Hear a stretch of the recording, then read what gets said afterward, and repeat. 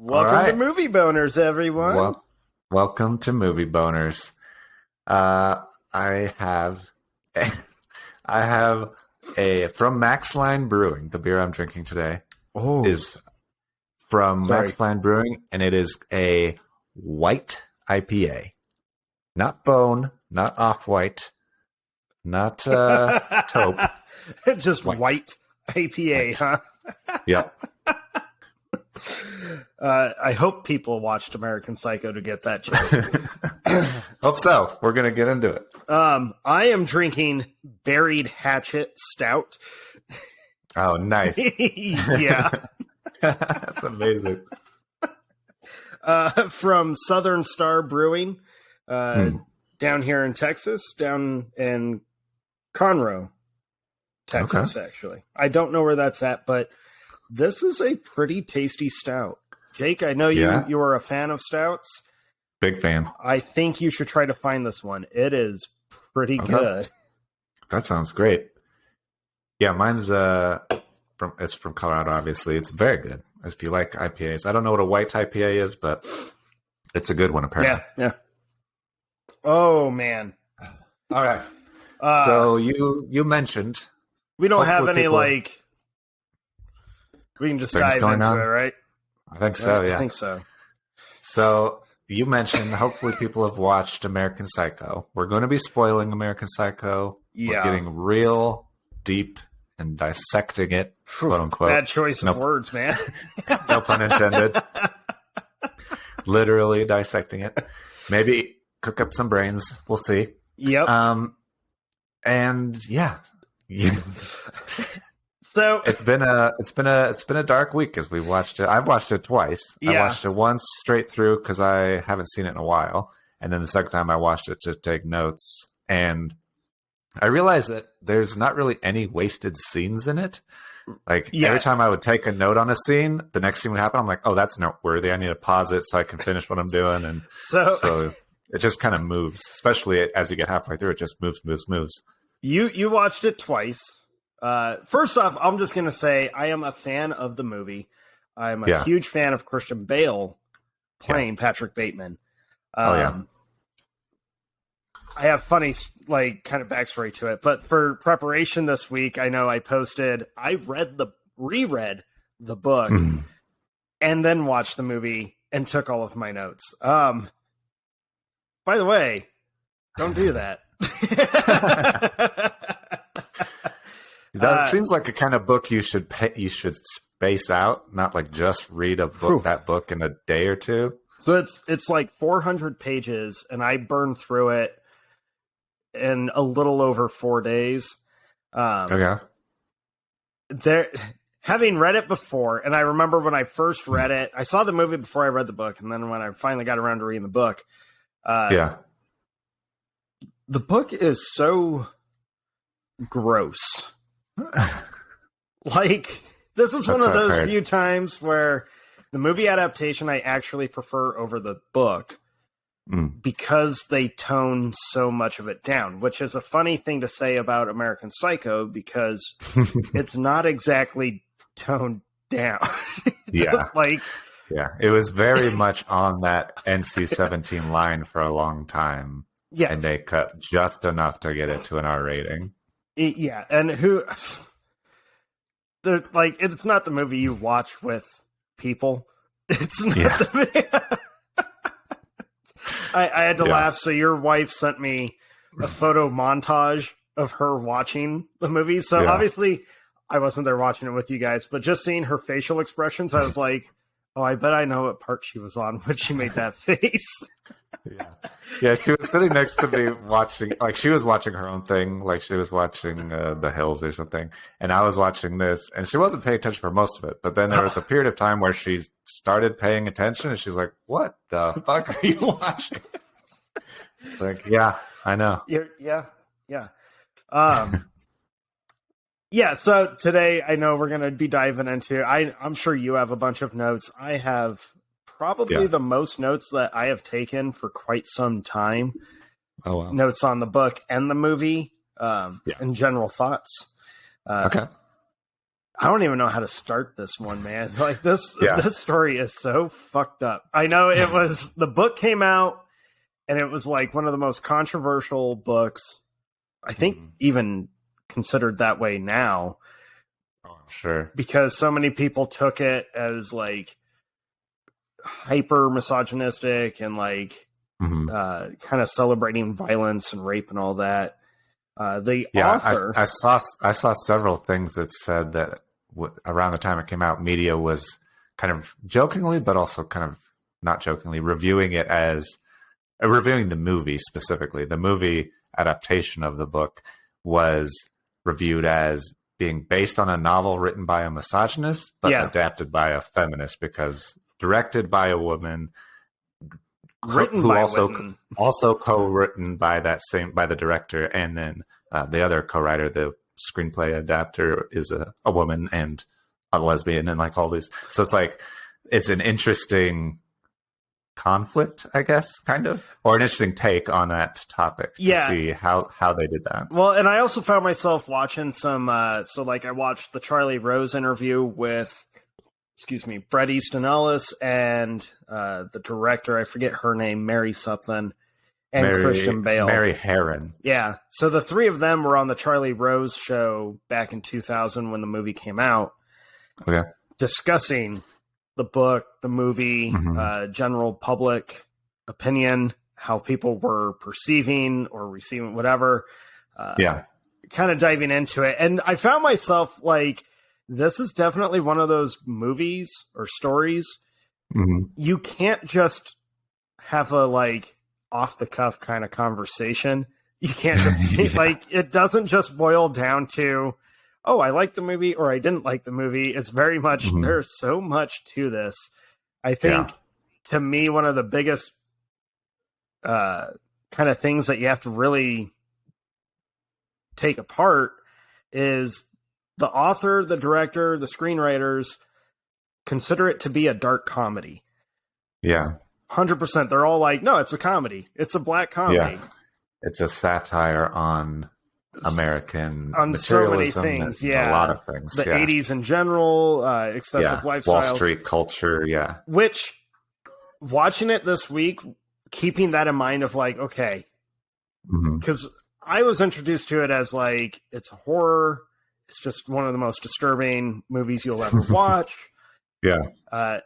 And I've never been able to really watch it with the mindset of, oh, it's a black comedy. Well, I tried to watch it with that mindset this week and tried to read the book with that mindset this week.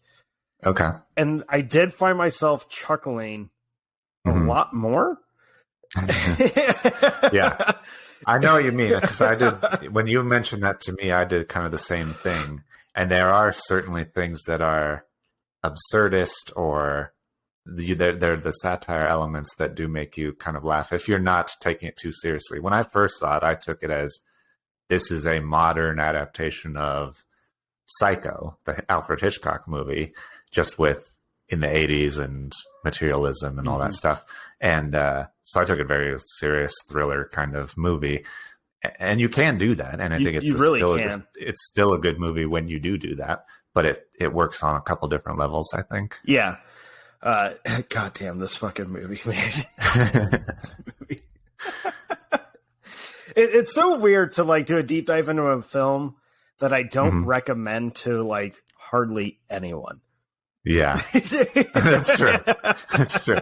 To have a whole podcast episode dedicated to it and telling people you should go see this so that you're not having it spoiled by us. Yeah. And you get to experience it first. I have felt like we should have been putting little like notes being like, hey, if you're easily offended, disclaimer, stay away. Like, hey, just skip this episode. There's like basically porn in the movie. Literally porn, yeah. Yeah. Skip it. Yeah. Yeah. And obviously, I know we are definitely going to be bringing up the biggest spoiler of the whole film, which is, well, I guess, is it all? You're going to do it right now? Yeah, I guess so. We could. Yeah. We already warned everyone that we're spoiling the shit out of it. We are spoiling, so go watch it. Well, yeah, is it all in their head? Is what you're gonna say? Yeah. I have very strong opinions on that, so I'm looking forward to getting to that later on. Yeah. But I think we're gonna have to like suck back those J&Bs on ice and dry beers. Yeah. not do cocaine in a bathroom or the clubs, but yeah, I'm just a happy camper rocking and a rolling. Okay. Right. So I think one of the more interesting things about American Psycho, specifically, obviously, casting Christian Bale as the lead, what he brings to it, especially at that point in his career. He was not really a leading man at that point. And a lot of people said, don't do it. You'll never be a leading man if you take it, that kind of thing. Yeah. Told it was career suicide. He's never going to, like, you won't be an actor anymore. At least you're never going to get starring roles. Yeah. Ironically, his portrayal of Patrick Bateman led to him playing some of the most iconic characters of all time. Yeah. I think it's directly related to his success is how he approached it and pulled off such a calculated and complicated character. Yeah. And this was, American Psycho was the beginning of the Christian Bale method acting of or body transformation. Physical transformation. This was the start of it, which is kind of crazy that it's the one that made him like basically a household name, whether it was under good circumstances or not. This was the movie that people got to know him by. Yeah. And there's a lot of different things in it that I have grown to love about Christian Bale in later movies. I noticed kind of hints of those or sparks of those in this as well, where he acts so much with his face, like minor details with his face. Kind of jumping ahead a little bit, there's the scene where he goes to the dry cleaners and and that girl comes in. She's like trying to get him to go to lunch and he's trying to get out of it. And he's putting on obviously a kind of like fake smile, oh, I'll call you kind of thing. But then he drops it immediately as he's like turning away. But before the audience stops seeing him, you can see he just completely drops it. It was so fake the whole time. And it's amazing. One thing that I think is really interesting, looking at Christian Bale's performance. So he based this whole performance off of two things besides the book, obviously. Part of it is based off of Nicolas Cage in A Vampire's Kiss, which I've never seen Vampire's Kiss, so I'm not positive on that. But I can only imagine where like the eccentric kind of moments are probably were the ones that came from. The one though that made me like, oh, shots fired, right? Like right when your career is about to blow up. Yeah. He watched a David Letterman interview with Tom Cruise back in the 90s and said that watching Tom Cruise, I have the quote. Hold on. I have the quote because I couldn't believe that this was like real, but it is. Where is it? Okay, here it is. Tom Cruise had an intense friendliness with nothing behind the eyes. Yeah, I believe that. He took how he felt about watching Tom Cruise in that interview and created this whole Patrick Bateman, like kind of polished the Patrick Bateman. I went back and watched the Tom Cruise interview.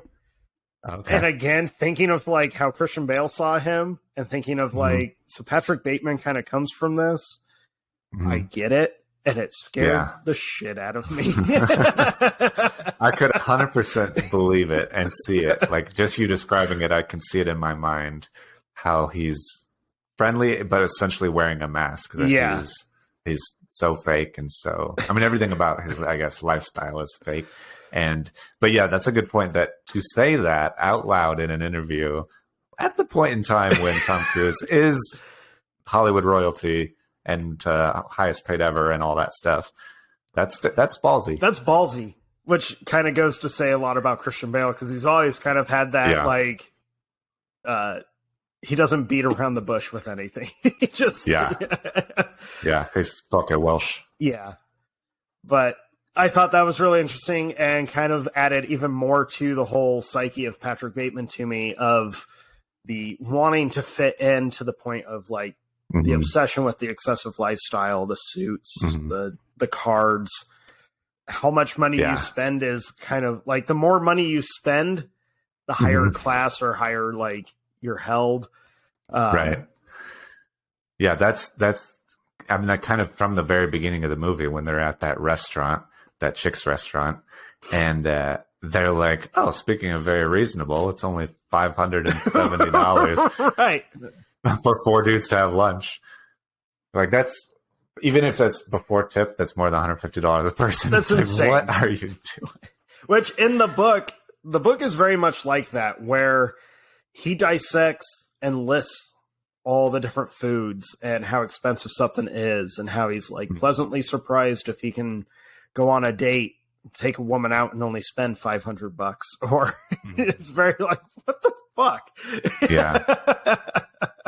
Yeah. And it's crazy that all of those characters, those guys, it's kind of like, and I think it's very interesting. Generally, when I see a movie like this, and I've done this before, I've done this on the show before, where I see a movie that has 100% shitty dudes in it who are misogynist, bro culture dudes, and literally hacking up women to an extent.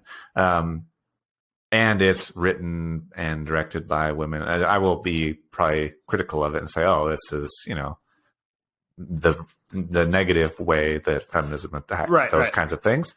But I don't take that from this at all. I take that as, and granted, yes, there is a Wall Street bro culture kind of thing. These guys say really terrible things, and in the book, I'm sure they say even worse things. Yeah, there's some horrible things in the book. I think you can certainly write that, and like people that would criticize that or criticize what's his name, Ellis, the Bret book Easton author, Ellis.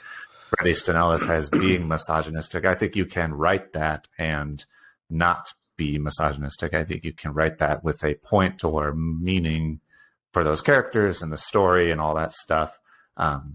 It's tough to read, and it's certainly not everybody enjoys reading it, but I think that it gets the point across of these are these kind of people. They have these kinds of motivations, and they see other people as they do the rest of the world, that they're material objects to be owned or possessed or just to elevate their own status. They're narcissistic. They're all of these self-involved things. And watching it, I mentioned it earlier, watching it this time around, really, really keeping in mind to focus on the satire aspect of the story. I get it. Like, I totally got the satire. It made me, I mentioned it, like, I did find myself chuckling quite a bit during the movie this time around, and even chuckling while I read the book, some of the scenes. There's plenty in the book that I do not laugh about. I'll be very honest, very tough time getting through the book. Yeah. Both times I've read it. It's just so... It's a difficult read. It's a very difficult read. The part that seems the hardest that I've heard about it or read about people describing it is like the extreme detail or excessive detail about everything. Yeah.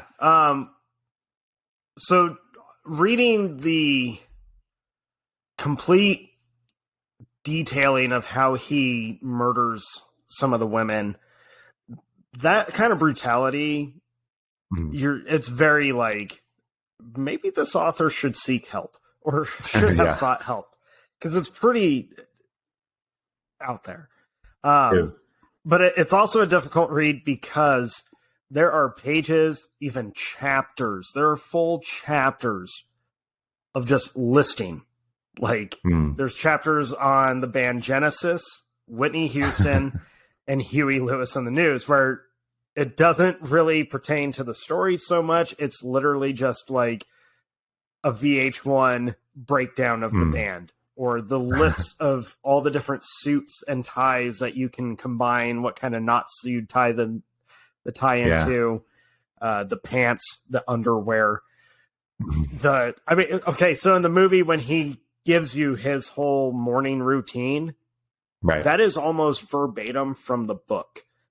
Okay. So imagine you're watching it on screen, and I know everyone has had the same thought, especially that first time you watch it, where you're like, what am I watching? Why am I watching this guy, like, salon spa style, make himself pretty? And how long is this going to go on for? Although it's almost verbatim to the book, it's shortened down. Okay. I believe it. It is nuts. The book even goes into describing how he changes his underwear during his morning routine, when he'll wear underwear, when he won't wear underwear. You're very like, oh, wow. What is this? Reading it with the satirical mindset, though, yeah, I was laughing pretty hard during all of that, just because it's very, to me, obvious now of like, this is hilarious. Like, this is a great way to not poke fun, but to blatantly rip apart this mentality. I know it takes place in the 80s, but it's kind of still timely now because of people's obsession with like vanity, right, and where they are in class. Yeah, if this has existed in 2010, 2020, he would be on social media. He would be obsessed with posting, I'm at this place, I'm doing this thing, look at this boat, look at this vacation. Yeah, he would be trying to be a social media influencer or whatever those people are. The super rich, obnoxious. Yeah. Yeah. Social media influencers have become the new Wall Street vice presidents who are rich for no reason. Oh, so you noticed that little detail, did you? Yeah. I noticed how that's probably my second favorite scene is the business the card business scene cards. Every single one of them is a vice president for some reason. And throughout the course of the movie, you never see anybody do any work. Right. He'll go to work. He'll come to work late sometimes, and he'll just do crosswords, watch TV. He doesn't even have a computer on his desk. He doesn't even have that. He just sits there, doodles, goes to lunch, stays at lunch, never goes back to work. Like, I don't know how he makes money. I don't know what these people do. And I feel like that was, if you've seen, I'm sure you've seen, but if listeners have seen Wall Street, the movie Wall Street, Gordon Gekko has a speech basically about how he acquired a business and they have 33 vice presidents. He doesn't know what any of them do. And I think it's kind of like that. It's like, this is just the way it was. Yeah. They're rich and they like to be rich and they spend money that they just they keep acquiring money. I don't understand it. Somehow it's just always readily available to them. Yeah. That is part of the joke, as I take it, of they've just gotten themselves to this point where they can do this. There are a couple hints, though, to Patrick Bateman's wealth and why he's actually rich. In the movie, there's a direct line about it, which is not in the book. Whereas the book really hints heavily towards it. But you essentially get the idea that Bateman's family either own Pierce & Pierce, the firm that he works for, or they own several firms on Wall Street. And he's just kind of... Yeah, so it's old money, kind of where he's the rich snob kid. He's blowing dad's money, basically. In the book, there's a line where they start to mention his family. They don't even mention his dad specifically. They just, but your family owns, and he cuts them off. And he's like, we're not talking about that. And that's the last thing you ever hear about his family. You do find out he has a brother who is just as shitty as he is. Not surprised. Right. But, and then in the movie, there is a direct line. I think it's his secretary. No. I think it was she was the screenwriter who played the lesbian in the second threesome scene. She has the line of your father owns the company, and then he cuts her off and gets her drunk. Yeah, it's interesting. I probably my favorite line in the movie that I think exposes his character the most is early on when he's in the car with his fiance, played by Reese Witherspoon, and she's talking about getting married, and he's like, I can't take the time off work, and she asks, why don't you just quit? He says, because I want to fit in. Yes. And I think that's the most succinct way to describe his character and how he sees this lifestyle is just like, I'm doing these things because it's what everybody else does. It doesn't, I don't love it. It's not for me. It's not even part of me. It's just part of the facade of me. Like he talks earlier about Patrick Bateman as an idea. He doesn't really even exist. Right. Which is interesting that the movie basically starts with that monologue. Mm-hmm. That monologue is towards the end of the book. Okay. But it works perfectly in both medias. So I do find it really interesting. And there is something about Christian Bale's voice when he is saying that whole monologue, and when he does the "I want to fit in" line. Mm-hmm. He does such a great. This will be we are praising the hell out of Christian Bale kind of episode. He does such a great job in that monologue of making you so uncomfortable. Mm-hmm. Especially with as the camera's closing in on his face and it's just dead eyes staring back at you. And he has that line of there is an idea of Patrick Bateman, but I simply don't exist. You get kind of chills when he says that. Because you're well, I know you exist, but this whole it kind of pokes at you. And then I want to fit in. I agree completely with you.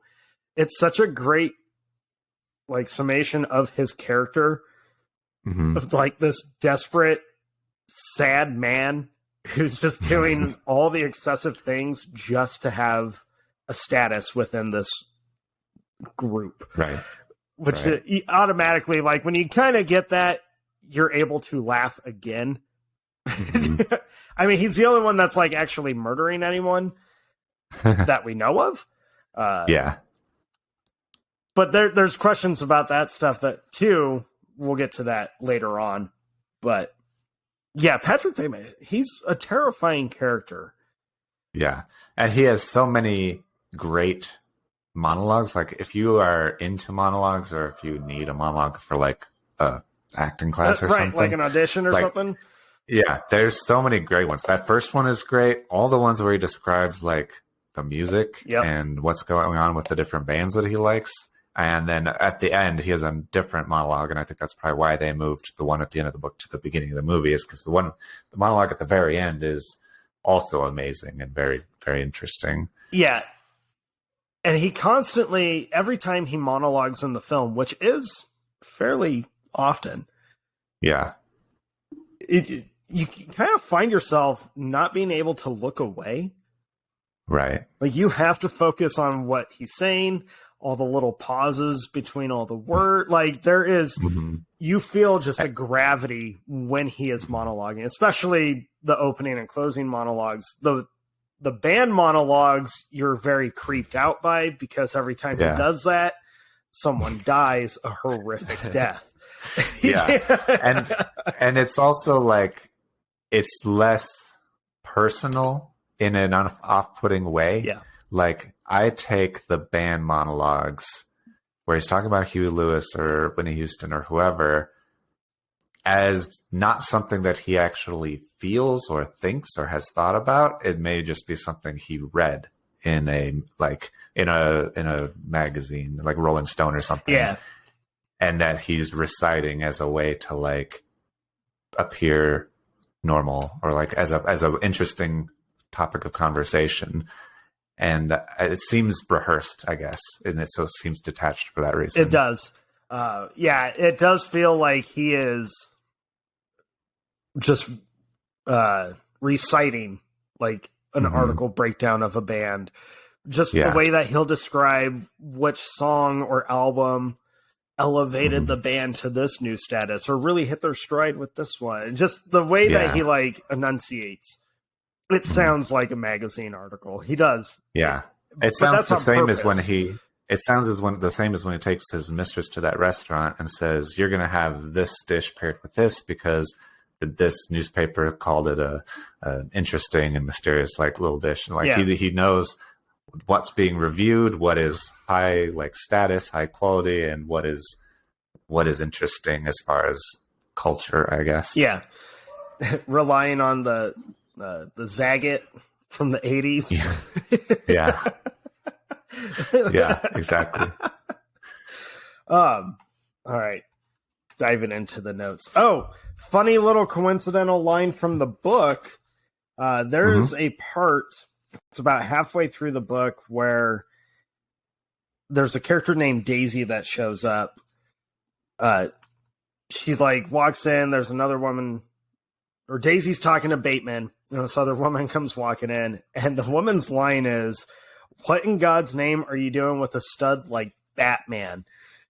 She drops the E. There's a couple lines of Batman in the book, which made me laugh really hard, because I was like, well, Christian Bale is Batman. I mean, it took 5 years, but 5 years after playing Bateman, he was Batman. So I thought that was a coincidental line, because no one even knew who Christian Bale was at that time.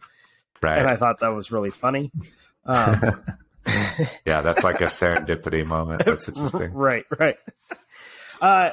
I think one of the parts that makes me chuckle a lot in the movie, and Bateman's character is offensive. He's a horrible, horrible creature. Right. But he has a couple moments where he goes on like these soapboxes of trying to get back to moral values and how we have to have equality and we have to drop all of this. And it's funny to me to hear him say that, because when he's saying all that stuff, it's actually kind of countering the people he's around. You know, he calls people on like, I just wish you would stop saying anti-Semitic phrases. And you're like, you're a mass murderer who like rapes, dismembers, and eats people. Yeah, he has that one really long, I guess, monologue at that restaurant with all of his friends, and is talking about like all the things that are really important that we need to focus on, and it feels, again, kind of cold in practice, like it's like a politician kind of thing. This is important. Feminism is important. Equality is important. Race relations are important. Like all of these, he just rattles off all these like moral values, and then, but it is funny because he talks about how we need to have like less materialism, and then his friend like spits in his drink because he's like, obviously you don't believe that. I don't believe that. Nobody believes that. Considering all the suits and the artwork and the way the house is spread out, or his apartment is spread out. Yeah.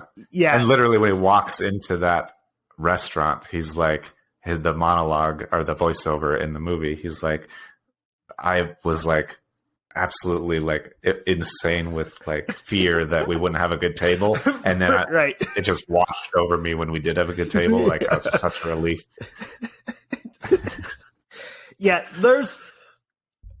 There definitely is, and I really appreciate. I think I became more of a fan of the movie this time around, just really catching on finally, and really focusing on the dark satire of the whole thing, because it really is full of just hilarious moments, like him freaking out over getting a bad table at a restaurant. And then being like, the relief washed over me like an incredible wave. And you're like, what the hell? You know, they're always going to like the new hit club. They're always going to a new hit restaurant that you basically can't get into unless you have reservations set way in advance.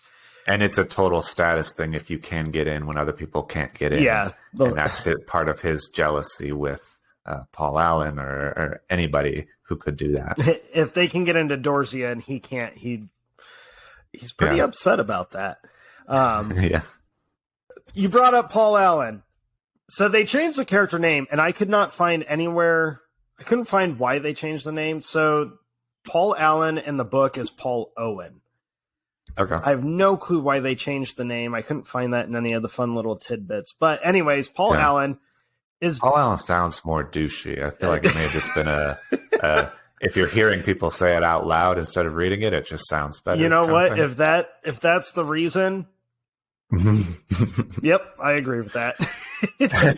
But it's Jared Leto, who was also unknown at that time. Yeah. And he is a complete fucking douche. He's such a douche in this movie. Yeah. Yeah, I mean, intentionally, he plays a douche well. Is that something you could say? It's funny knowing how Jared Leto is now, where he's like got the long kind of hippie hair. He's very like, let's be in tune with everyone. No offense, Jared Leto, but you wear weird outfits. You wear like, yeah. So to see him playing this Wall Street guy who has a higher status quo than Patrick Bateman does. Is kind of funny because he totally like talks down to him. He's very he's a piece of shit. Did you notice though in that scene it's the cards. Yeah. As they're all like in their conference room for no reason. They're just there. They're not working. They're just sitting there and waiting for something. And then Paul Allen comes in and mistakes Patrick Bateman for another guy. And I love how he describes it's understandable because the guy he mistook me for also works at the same firm, also does the same job I do, also wears the same suits and glasses and has the same barber. I'm like, and that's something that's hilarious to me. So going back to the comedy thing. Well, this is the point. You and I are on the same page. Yeah. As you watch the movie, everyone is dressed the same. Everyone is styled the same. Yeah, they're wearing the same things, and everybody is always mistaking somebody for somebody else because you can't tell them apart. They're drones. They're just carbon copies of each other, and they're fighting each other for like tiny little differences, like the differences in their business cards. But to normal people like you and I, they're the exact same person with the exact same life. Like they even to the point where they won't even mistake each other, but it branches out into mistaking anyone else that would be in the public eye. So there's the restaurant scene with Paul Allen where Patrick Bateman's like, oh, is that Ivana Trump over there? And the camera shows you who he's looking at, and clear as day. You're like, no, it's just a middle-aged blonde lady. But seeing like Paul Allen immediately kind of reset himself to be like, oh, she's there, I need to be like proper and happy to be here because obviously this place is hip, even though it's Texarkana. Shitty Tex-Mex restaurant. Yeah. Yeah, I love that detail of. So it's not everyone wears the same glasses. It's like every other Wall Street guy at PMP is dressed the same as Bateman, and then all the others are dressed the same as I think his name. Tim Price. Yeah. So everyone is dressed the same way as those two characters. And I love that everyone has no clue who each other are. Yeah. Like the whole movie. Yeah. But they're constantly confusing Bateman with somebody else. And the people will talk directly to him to his face and call him another name. Yeah. They call him Marcus. And then they'll go down and they're, oh yeah, Bateman, he's a douche. I like he's such a dork. I can't believe Damon's dating that hottie or whatever. But he's such a dork. And it's such a funny thing that he is so focused on this status and being different and special and exceptional, and yet is just completely lost in this sea of sameness that nobody even knows he exists, basically. And it works to his advantage because he is killing people and getting away with it for a very long time. He kills a lot of people. Yeah. So many people. But yeah, so it's kind of funny seeing Jared Leto in this role opposite Christian Bale, especially in this year, 2021. Because they both went on to play just incredible, iconic superhero characters, Batman and Joker. I think American Psycho kind of got rejuvenated after Jared Leto became the Joker. Because then there's been this huge joke of if you ever want to watch Batman actually kill the Joker, you just got to watch American Psycho. That's true. It's true. It's very true. Yeah, so the murder of Paul Allen. So it's like so abrupt. It is abrupt. Well, because it's not the first murder you see in the movie. He stabs that homeless dude, and that's off-putting because you're like, oh, thought you were being a douche, but also kind of nice, but now you're murdering him. That's, he's unpredictable. And then he does the cherry on top where he stomps on the puppy and you hear it squeal. That's when you're like a real piece of shit. Yeah. Just, if you didn't hate him enough, they were like, you know what? Stomp on the puppy. Mm-hmm. Yeah. Yeah, but when he brings Paul Allen back, I like the detail that when he takes him out to dinner, they're at this restaurant that is empty. Nobody goes there, and no one's going to see them that they know, obviously, because why would they be caught dead there? Literally. And but he gets them drunk and takes them back to his apartment and has like newspaper all over the ground. The style and section. You're like, yeah, very, I'm sure intentionally the style section. And then when he puts on Huey Lewis in the news and starts monologuing about how great they are and how their sound is important and it's like it has moved music forward in all these interesting ways. It's very detailed and you don't really know what to think because you're like trying to listen to what he's saying, but you're mostly focused on the fact that he's putting on a raincoat. He's putting on the raincoat. He grabs this massive axe. I mean, this thing, the nicest axe I've ever seen. So I've never seen an axe that's like silver polished axe like that. Is almost, it's another fun little detail that even Patrick Bateman's Tools of Murder and Mayhem, because then he opens like his drawers and everything's organized nice and clean, and he's like playing with the tip of the knife at one point. The only drawer that is not organized and clean is the bedroom one, and we'll be getting to that in a little bit. Yes. Yeah, so you notice like how clean and perfect looking the axe is. Yeah, it's certainly brand new. He got it for this exact occasion. And I've never seen, I don't even know what kind of axe head that is. That's like the shiniest axe head I've ever seen. It's like there could be a reflection. Ooh, that reminds me. We'll get to that here in a second. Okay.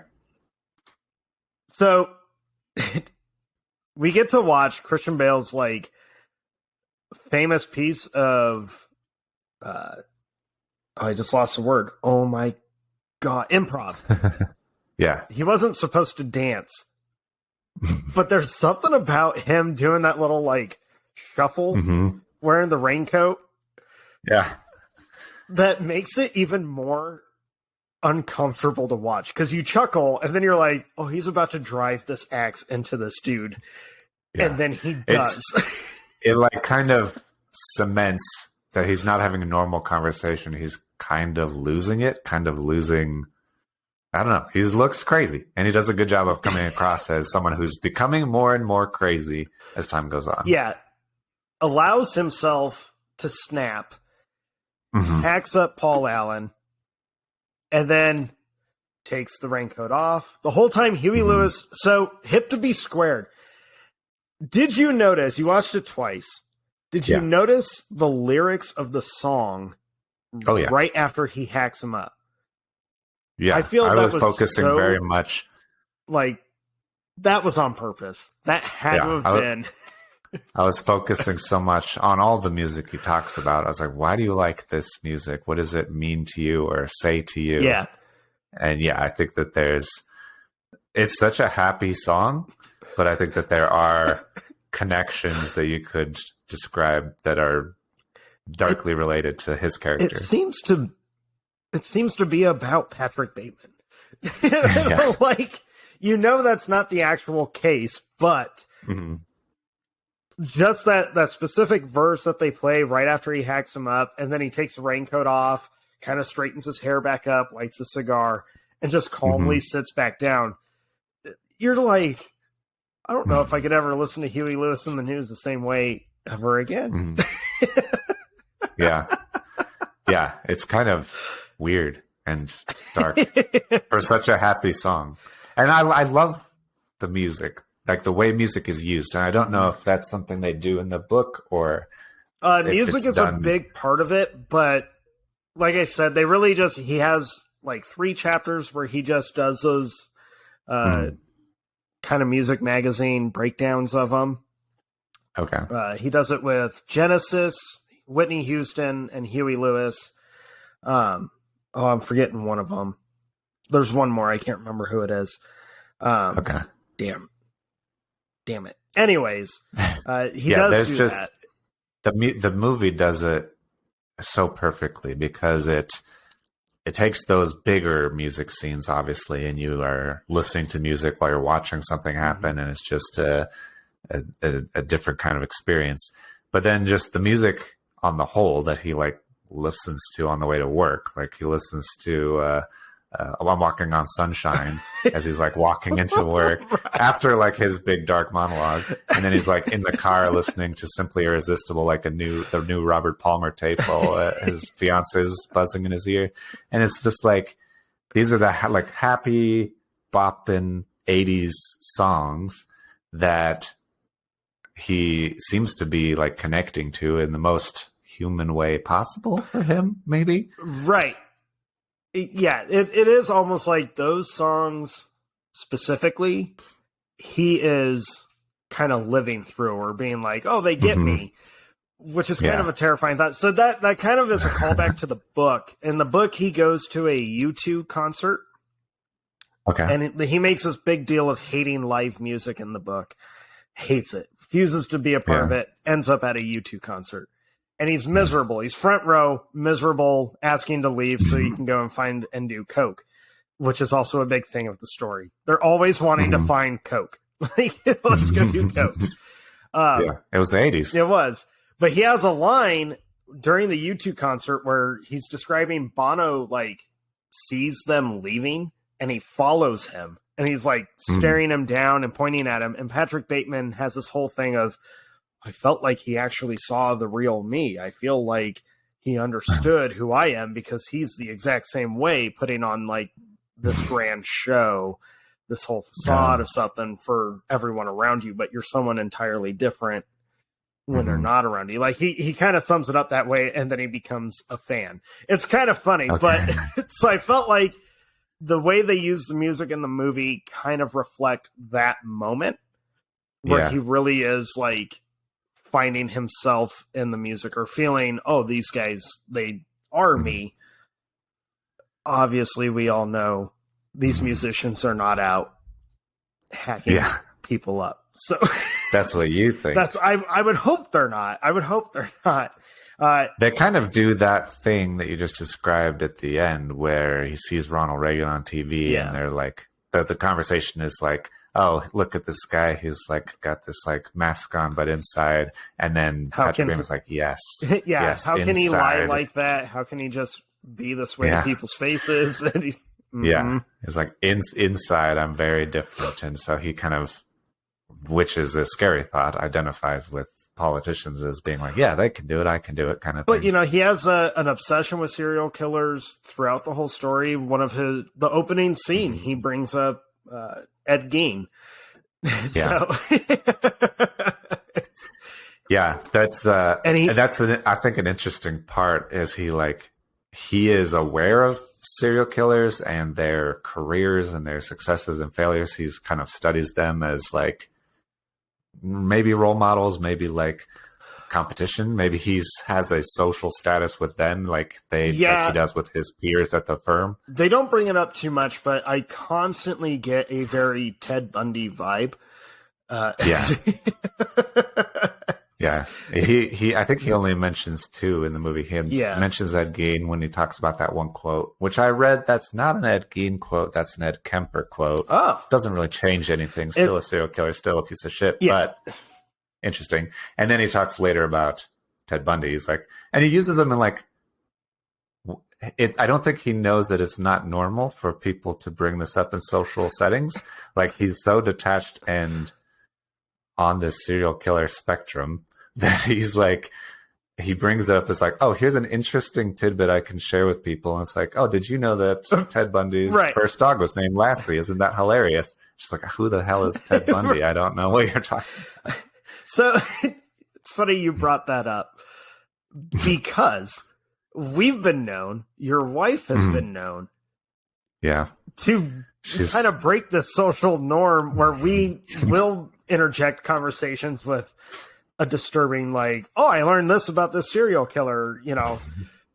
Yeah. So watching American Psycho, and he's doing that very much like, ooh, I'm not killing. I have noticed that, like, I am not on that spectrum. That spectrum terrifies the hell out of me. He'd be less weird if he was around in 2020 and crime podcasts were like a big deal. I think he'd be more dangerous. If Patrick Bateman was set in these days, you already brought it up earlier with being like, he would probably want to be a social media influencer. Right. But yeah, he would probably also be like constantly preaching the true crimes, or going into great detail of not just the murder sprees or the crime scenes, but like where they failed, where he thinks he could probably do better. I could totally see Bateman being that kind of character now. This story and this movie would never be allowed to come out these days, though. This character would not be allowed to even exist, I don't feel. I'm kind of shocked it hasn't gotten roped into the cancel culture, but that's a different conversation. Yeah. Yeah. It's very interesting and different. I think that part of the reason it's accepted maybe is because he's an obvious piece of shit, obvious misogynist. He doesn't go down for it. Like, if there was some sort of justice for him, that would probably be better. But there's no justice. Continues to get away with it. Yeah. But I don't want to jump too far ahead, because there's still... Yeah. We've only talked about really one murder so far. And the materialism. We've been trying to... I think it's funny that you and I started this off with like the, see, we're going to show you the satire. We'll be like, ha ha ha, Wall Street douchebags, ha ha ha. Yeah, like, that's fair. Well, two murders, because you brought up the homeless man that he stabs. Yeah. Right. By the way, that man's murder in the book lasts for a while.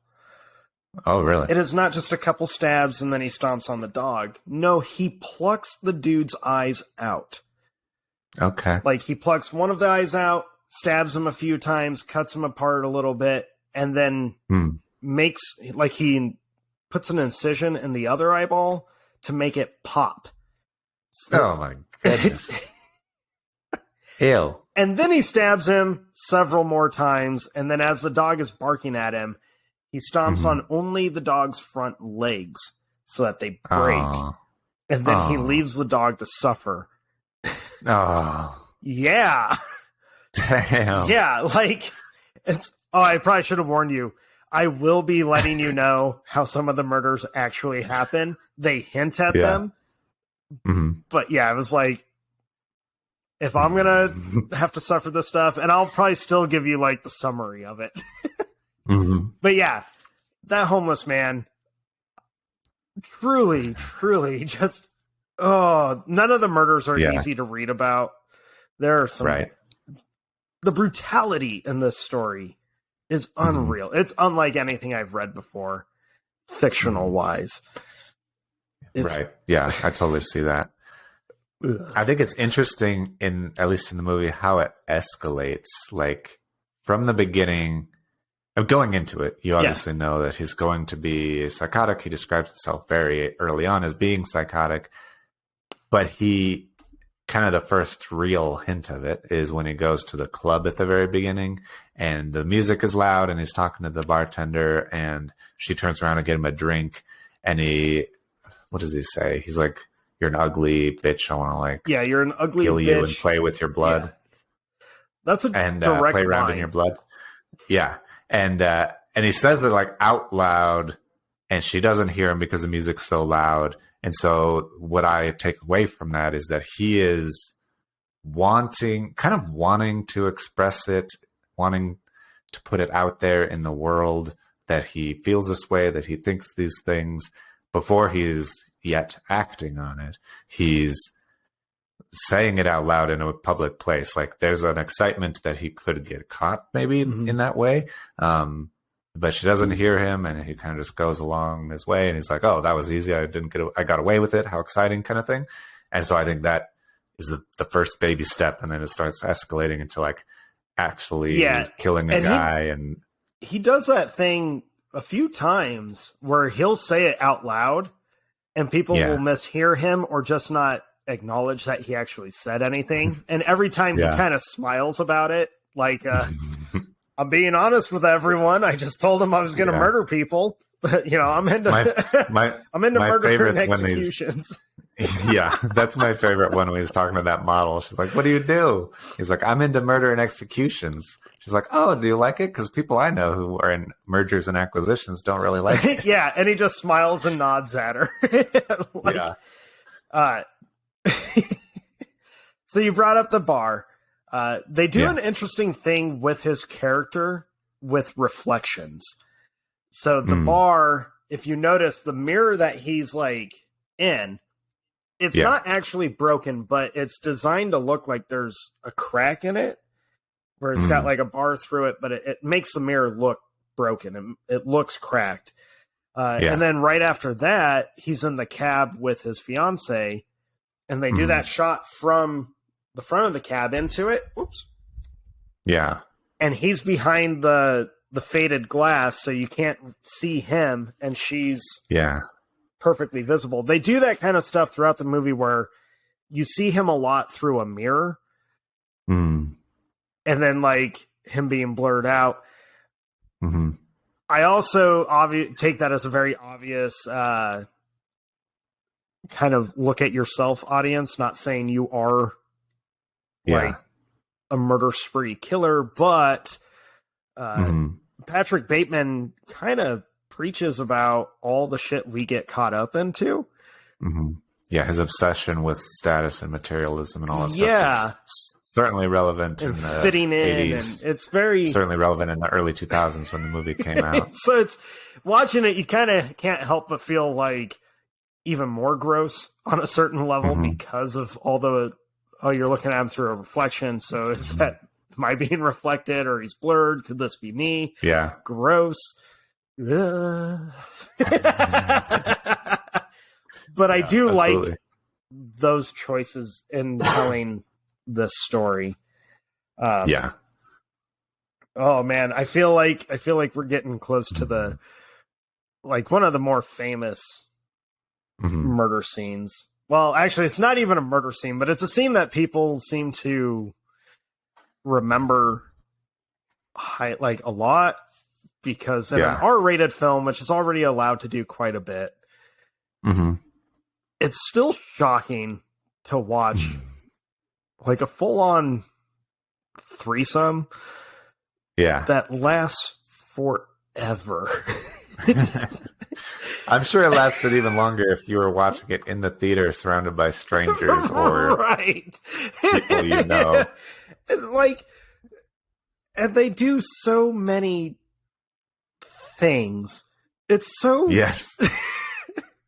Yeah, he goes on for a while, does a lot of different things, films it all. It's probably the most obvious part about it is that as he's having the threesome, he's very much focused on himself again, being very narcissistic. He's looking in the mirror. He's like, "Oh, look at my biceps. Look at me.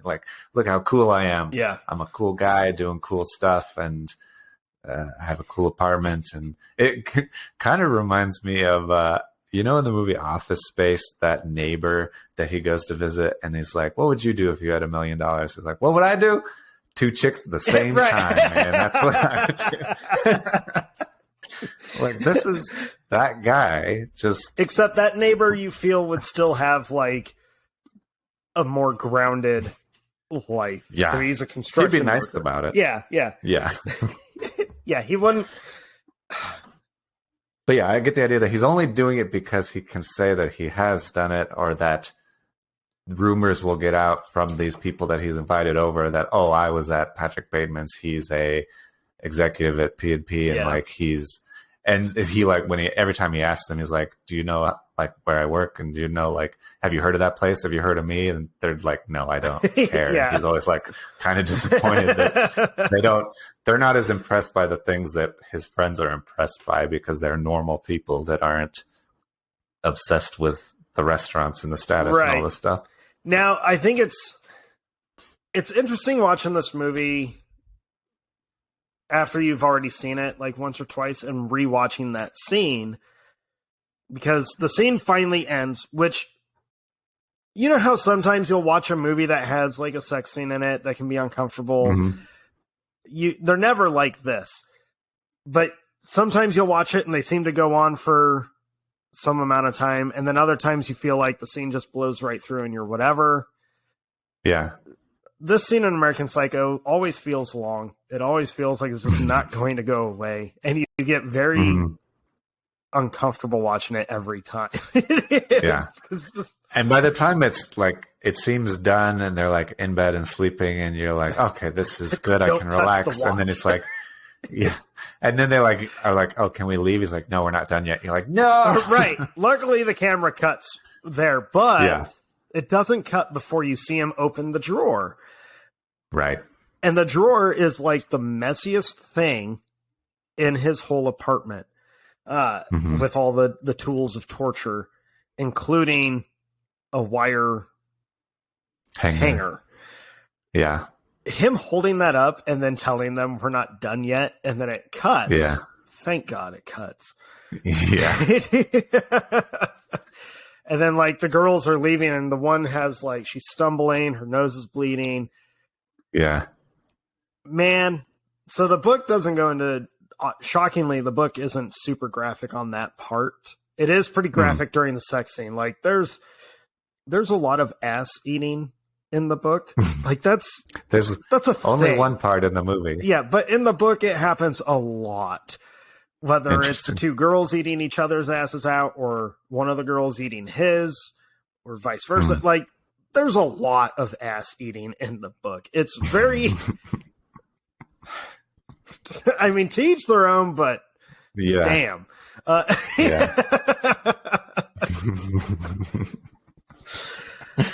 just that, like, letting your imagination run wild with what is he going to use the coat hanger for? Right. Gross. Also very interesting, though, he doesn't kill them. He has his big music monologue. The whole scene is set up perfectly to murder both of them. Yeah. After he has killed Paul Allen doing a music monologue about Huey Lewis, he's now monologuing to these girls about Genesis and Phil Collins and how great like Phil Collins has become and how he loves him and all this stuff. And you're like, oh no, this is definitely going to go the same way, and he's going to kill both of them. And then he gives them their money and they leave, and it's okay. Yeah, which is all. It's not okay. They are bruised and bloody. I know what you mean. But most people would feel kind of a sense of relief that he let them leave. I do not. Yeah. I get very disturbed, greatly disturbed that he lets them leave because, and you brought it up, he's almost wanting them to go out and tell people what they were just put through, the abuse and torture they were just put through. Like almost like they are his trophies, but they're living trophies now. They're going to go out and talk about it, which is so fucked up. Yes. Accurate. They do hint on later on in the book that there was some of like this motion happening, and he kind of explain. Yeah, her nose is like bleeding, and he's super abusive. And he does mention in the movie and in the book of trying brains, which is something the movie actually is very, of all of his nastiness, they really tone down the rape and the cannibalism. Yeah. Those are very prominent in the book. So when I say that I'm happy with the adaptation, it's because I didn't need to. Had I read the book before I saw the movie, I would almost not want to watch the movie just because of the rape and cannibalism alone. The violence I can stomach, those two things in the book are so highlighted. Not like they're there prominently. Right. Yeah, a significant part of it. But the cannibalism is a thing to Patrick Bateman because it's not just the bloodlust, it's not just the need to kill, but he's wanting to consume as well. Like he goes full blown psycho serial killer. Like, not just Yeah. That's an interesting phrasing that you just had, that he's a consumer of their flesh, where I think obviously being American Psycho is about American materialism and all of that, consuming of status, consuming of objects, consuming of goods that you purchased.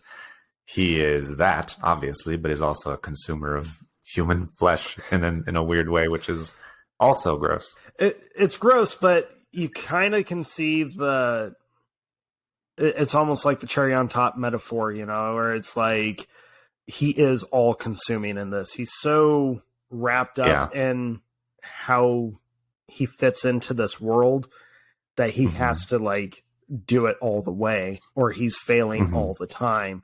And you kind of get that sense in general from him with like the business cards. He thought that he had the best one. And then they hit him with, look at this. Paul Allen has a watermark. And Paul Allen has a watermark to the point where he drops his card out of just shame. And disgust. Yeah. And he's it's sweating. He wants to be the best, and I think he wants to be the best at being a serial killer as well. That he knows all about Ed Gein and Ted Bundy, and I think that he does think that he is better than them. And so you can't be the best unless you're weird and eccentric and a cannibal, and it's not enough to just kill people and get away with it. You need to now start doing weird things. Yeah, you have to one up every time. Right. Well, at the same time, he like copies the environment. He is a product of his environment. The murder spree is just kind of like him being, him snapping. Yeah. God damn it. So Your turn.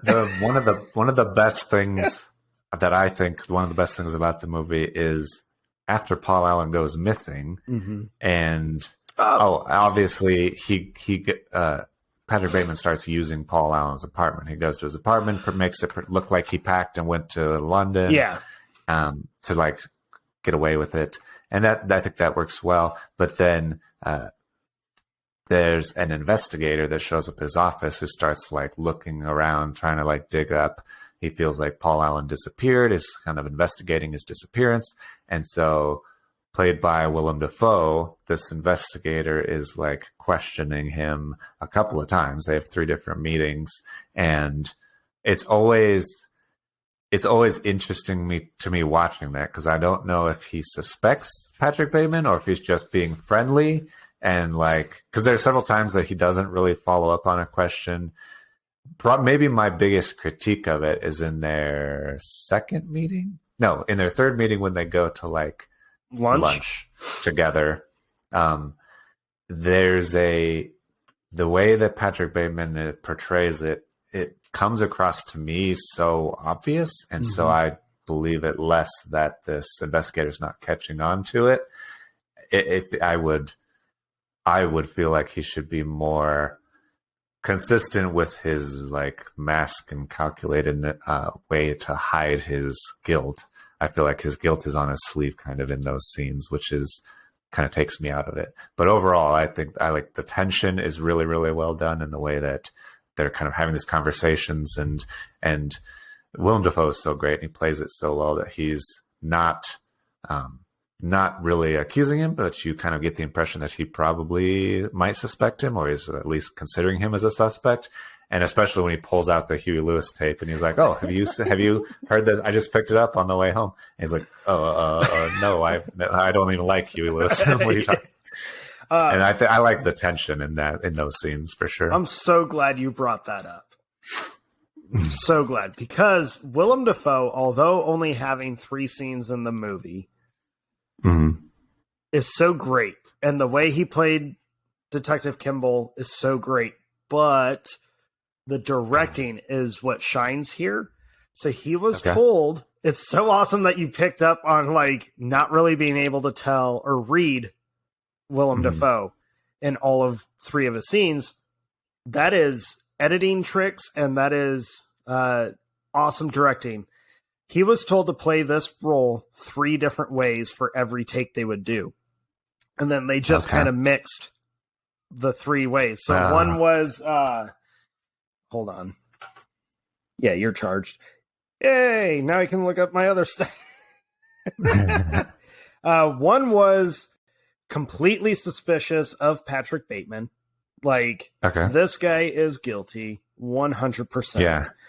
The other way was kind of suspecting him or something like that. I gotta find the...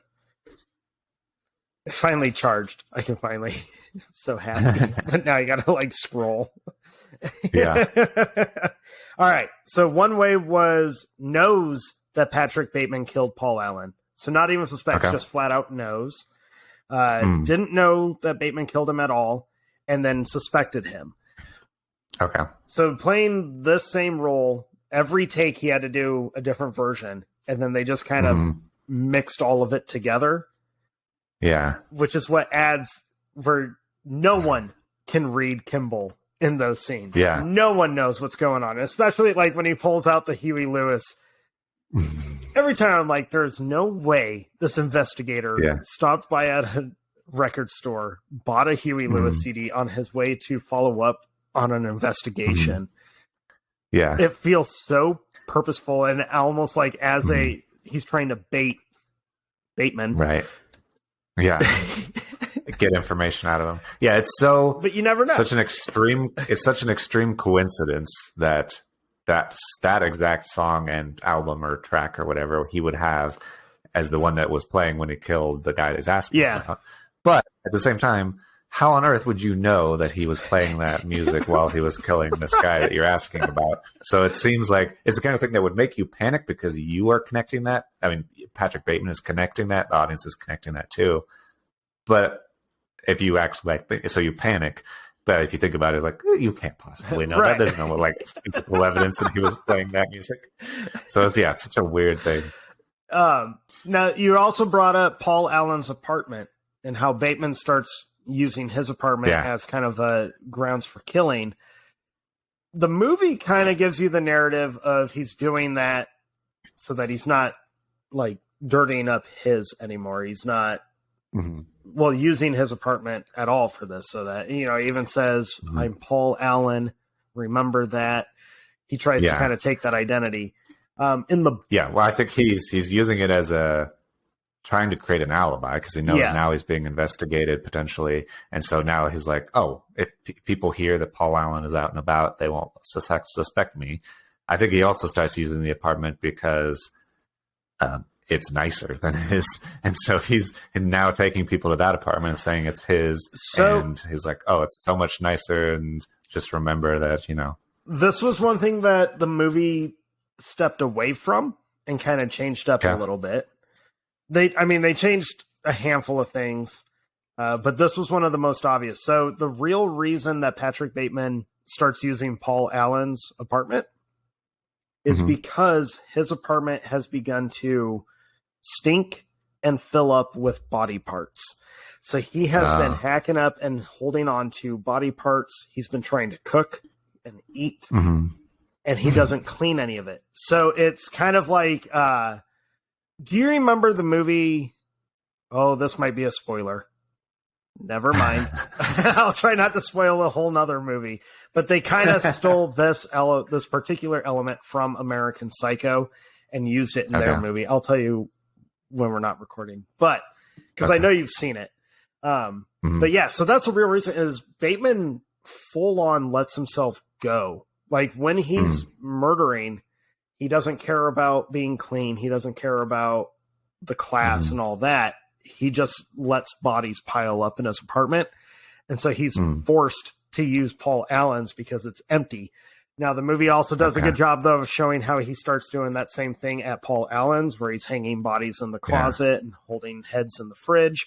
And when he goes there at the end, he has to like put on a mask because he's like, oh, I'm going into this disgusting apartment. So that's the real reason. They kind of like tone it way down and just keep it where like, oh, he's holding bodies at Paul Allen's place.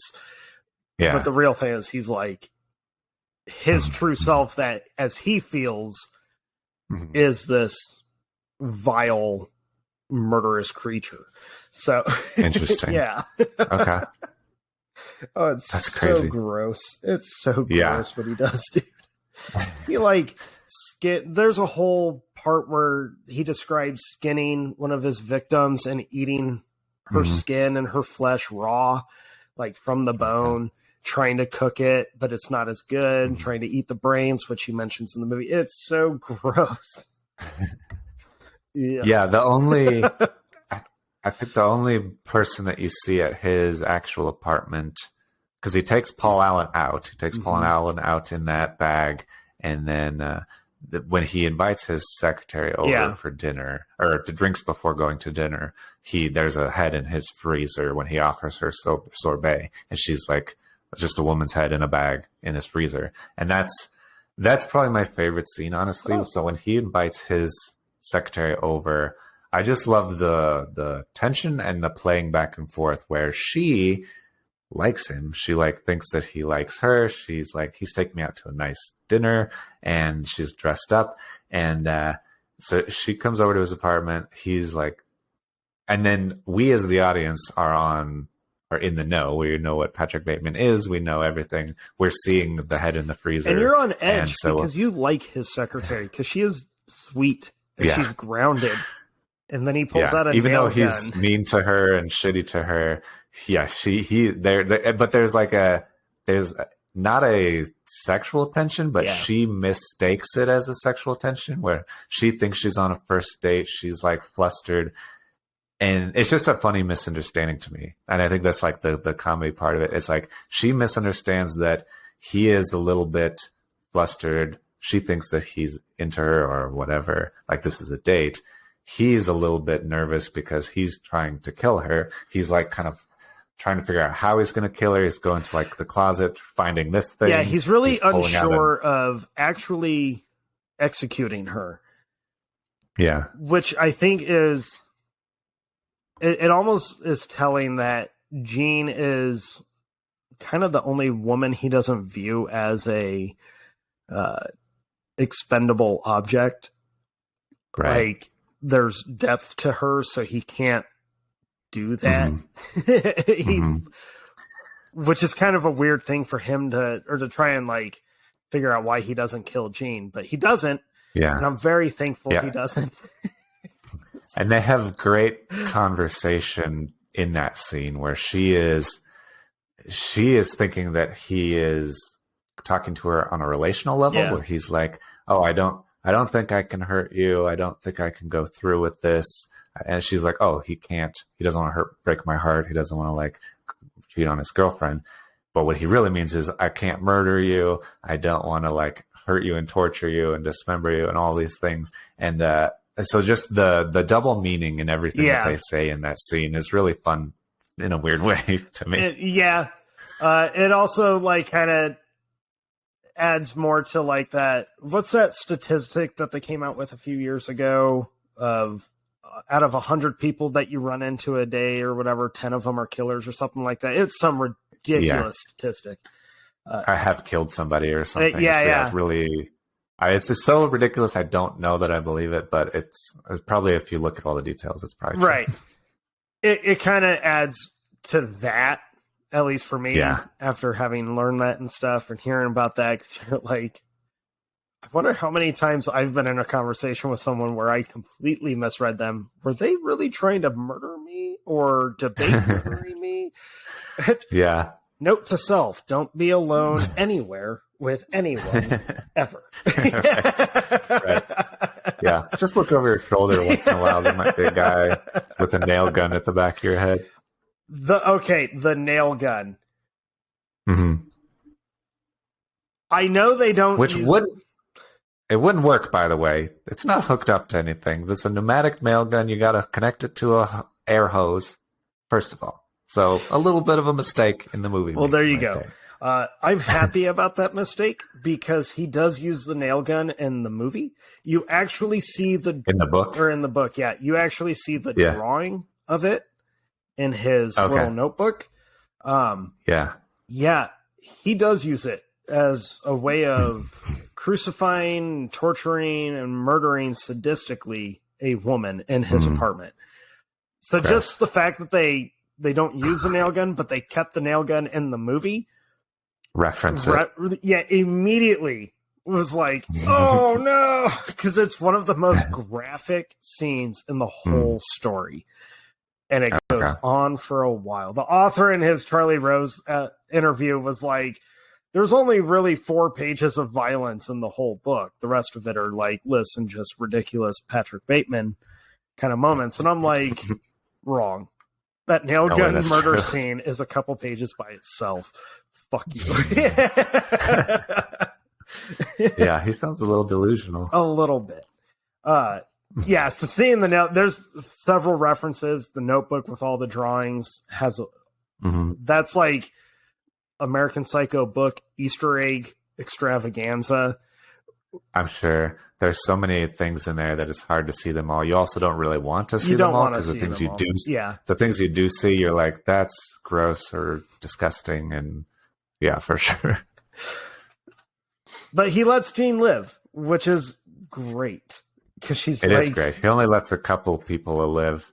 The other guy he lets live. Oh, which I wanted to bring up, Lewis. Yep. The guy who is another firm guy who's obviously gay, who has his fiance is Patrick Bateman's mistress, who is on all kinds of drugs, on lithium. She seems so sad to me. She seems extremely depressed. She's being a beard for this like huge guy, and I think that she feels stuck. She can't. Yeah. If she left him, she wouldn't have anything, so she'd rather have status and be unhappy.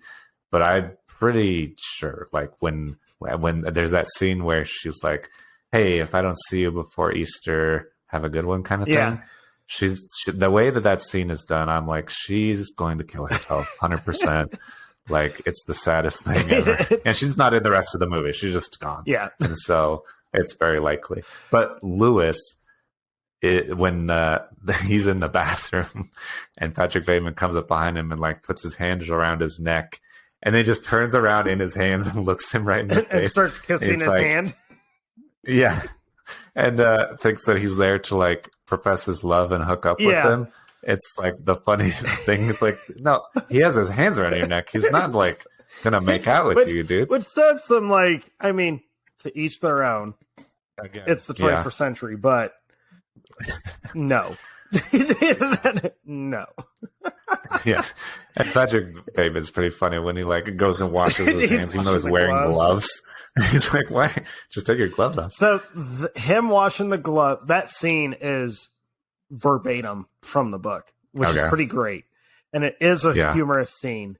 I was trying to think, why does he let Lewis live? Even after that, because he has a couple moments later on where you're like, he's just going to murder him out of like Lewis might be the public murder that Bateman pulls off just because he's so sick of him.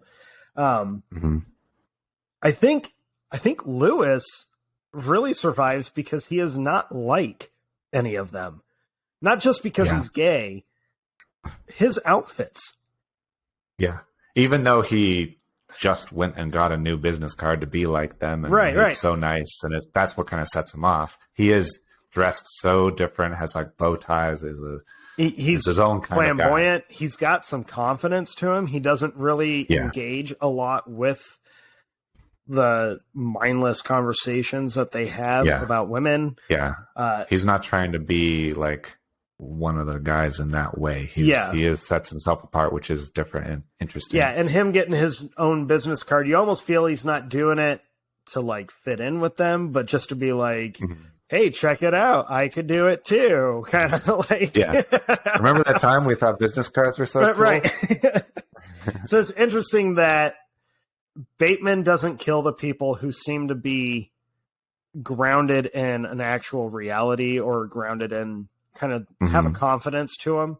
The people that are like super insecure that he kills or have issues that you can kind of tell, he's all for doing that. But I think as soon as something is more real, it like scares him away from being able to pull that trigger. Yeah. And the fact that Lewis tries to like hit on him from that point on is kind of funny. That's also a nod. His fear of Lewis, like kissing the gloves. They don't bring it up in the movie really, except like one time, or twice. In the book, the AIDS pandemic is prominent. That's like part of their conversations a lot of the time, because all of them, there's a whole scene where they're all debating whether they should wear condoms or what they should do, because they're not going to stop purchasing hookers. And so you're like, stop it. But they blame the gay community solely for the AIDS pandemic. And so Lewis kissing his glove is kind of a like, oh my God, I'm going to get AIDS from him if he touches me like that. Okay. That's interesting. Yeah. They mentioned AIDS, I think, once in the movie that I remember. And when they do mention it though, it is funny because it is just like they do in the book. AIDS isn't funny, but the way they mention it, because they're like, you can get anything from these people. You can get like every disease you can catch just like this from sex. You're like, no. Yeah. And they're talking about like all kinds of things, like, and then they get down to like learning disabilities and stuff. And they're like, no, I don't think that's a virus. It's like, it doesn't matter. That's not okay. Let's just do coke. Right. And steroids. That's all they're going to do is coke. So much coke. Him screaming at the guy in the next shitter. Fuck you! I'm trying to do drugs here. His friend is like, oh, sorry, I'm on steroids. Sorry. That's so funny. Yeah. It's not funny, but it's pretty funny. I mean, him being like that way, that's kind of funny. Yeah. That's okay to say. I hope. Yeah, it is. I think so. What part of so he just tried to thought about killing Lewis, chose not to. Yeah. What were we talking about though before Lewis? Because I feel like we were talking about when we took his secretary to dinner. So we talked about that. The people he doesn't kill. Yeah. Right. And then and he doesn't kill the investigator. We talked a little bit about that. And I like all of the part of the reasons those interactions work with what's his name? The investigator? Kimball. Well, Kimball. Part of the reasons that was work with Kimball is Bateman's kind of like trying to steer the investigation in certain directions. Like, oh, did you check out this guy? Does he have an alibi? Did you go over here and ask this? Oh, is he like missing things from his apartment? He's just trying to like steer things away from him, which I think is smart and done in a good way. And I like that. But it's just funny that these guys that he's been interviewing then say, oh, they said that you were at dinner with them. They're like, these guys were all at dinner and you were there too. And he's like, oh, I had an alibi I didn't know about because, again, these people don't know who I am, what I look like. That you can be mistaken constantly as being in any given place. Well, and that also adds to the like, I'm jumping ahead. I'll hold off on that. My brain keeps wanting to jump ahead, and I'm trying to hold off from jumping ahead. I'm trying. Yeah, I know, it's hard. But then he goes and picks up the prostitute again. Oh, yeah. And he picks her up again, and she obviously is very hesitant to get in her car, as she should be. Probably should be more hesitant than she is. Probably should have ran her ass off when she saw the limo. Probably should have been like, fuck this, I'm gone. Right. And then she tells him, like, I can't go with you. Like, last time was ridiculous. I had all these, like, hospital bills. And so he kind of gives her money, pays those off. And then he just offers her enough money for him to go with him again. And he's like, it'll be different. We just need to go meet a friend of mine. And then they go to Paul Allen's apartment, and Elizabeth, like you mentioned, this woman who's a friend of his for some reason, maybe an old acquaintance, actually played by the screenwriter, one of the screenwriters, who, funnily enough, they make a joke about how he wants to see them like kiss and make out and stuff. And she's like, I am not a lesbian. And he's like, didn't you go to Sarah Lawrence? Apparently she did go to the actual like screenwriter. She went to Sarah Lawrence and she was a lesbian. So a little bit Right. inside joke there. But he like then drugs them. Yeah. And they do make out. And he goes on and on about Whitney Houston and how great Whitney Houston is. And this is like, I guess, at least I will give the prostitute credit because she does try to leave. She tries to get out before things get crazy. And doesn't make it in time, though, because things literally get crazy right then when she finally sneaks away. Yeah, Bateman and Elizabeth are making out under the sheets, and then she sees like blood start coming through the sheets, and he like pulls the sheets off. He's got blood on his face and mouth, and she runs away. And that whole scene that follows is crazy. You can't mention that, I guess, though, without mentioning earlier when he's like working out. Yep. He's watching, like, you hear screams coming from his apartment, and then you realize he's working out while watching Texas Chainsaw Massacre. And that's a fun, like, another little nod of studying killers, studying like what they're doing. Yeah. Even just like pop culture killers. It's not only for that, but it's also a fun nod to the book because he does bring up Leatherface in the book, and he does talk about the Texas Chainsaw Massacre very briefly in the book. So watching him watch the movie while he's working out, although that's not in the book, it's fun to be like, oh, yeah, he was aware. That's fun. Yeah, yeah. The blood. That scene always really disturbed me when I saw the movie before reading the book. Because it's so gross, they're making out, someone or both of them are about to die. Like, this. There's no way he's letting, especially this prostitute, who's now here twice, there's no way he's letting her go twice. You got lucky the first time. Yeah. So something brutal is on the way. The scene always really disturbed me, though, because Bateman is, like, going down on Elizabeth, and then you see the blood like kind of show up, and then he's covered in blood. Then I read the book. You need to not do that. This podcast this episode should be called "Why Reading is Bad." Why movies are good and reading is bad. I reread the book because the last couple movies we've done these deep dives with, where they're based on a novel, I've been like, no, I haven't read the book yet. I had read American Psycho, and I was like, I'm going to reread it. That way it's fresh in my mind. I'm probably going to regret this decision to have both the movie and the book fresh in my brain. It is a horrible decision. Don't recommend it. I said it. I can't remember if we were recording yet or not, but I said it to you earlier. I'm so glad we've got genuine, like, funny episodes coming up because I am in need. I might even need to rewatch like some animated Disney. I had said that they're palate cleansers. Like, it's been an odd week for me since finishing the book and the movie. It's just okay. I can handle so much. I can deal with whatever. Just the sheer brutality of this character, though, is what gets to me. So in that scene, it is described him biting into and tearing apart her clitoris.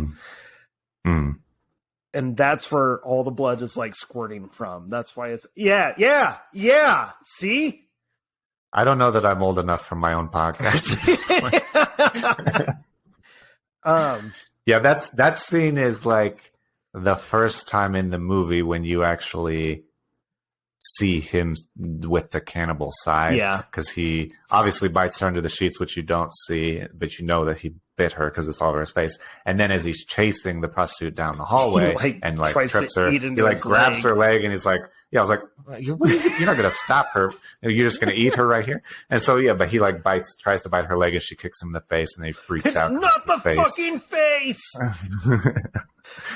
But then she like gets away, and apparently nobody lives in Paul Allen's building because she bangs on every door, screams her like heart out, and nobody comes to the door. There's like nobody around. She's running down the stairs and everything, and then Bateman like naked, completely naked, still wearing minus tennis his shoes. Bright white tennis shoes. is chasing her down the hall completely butt naked except for tennis shoes with a chainsaw and like just revving this chainsaw in the hallway. Again, nobody hears this chainsaw going off, and chases her and then drops it down the stairwell onto her, and very well timed, I must add. But kills her, impales her, and that's brutal, gruesome. You don't see the effect of it in real life, but you see the drawing on the table, right? Like right after, like he's doodling on the tablecloth at dinner as he's breaking up with his supposed fiance. Yeah, it's pretty disturbing. I've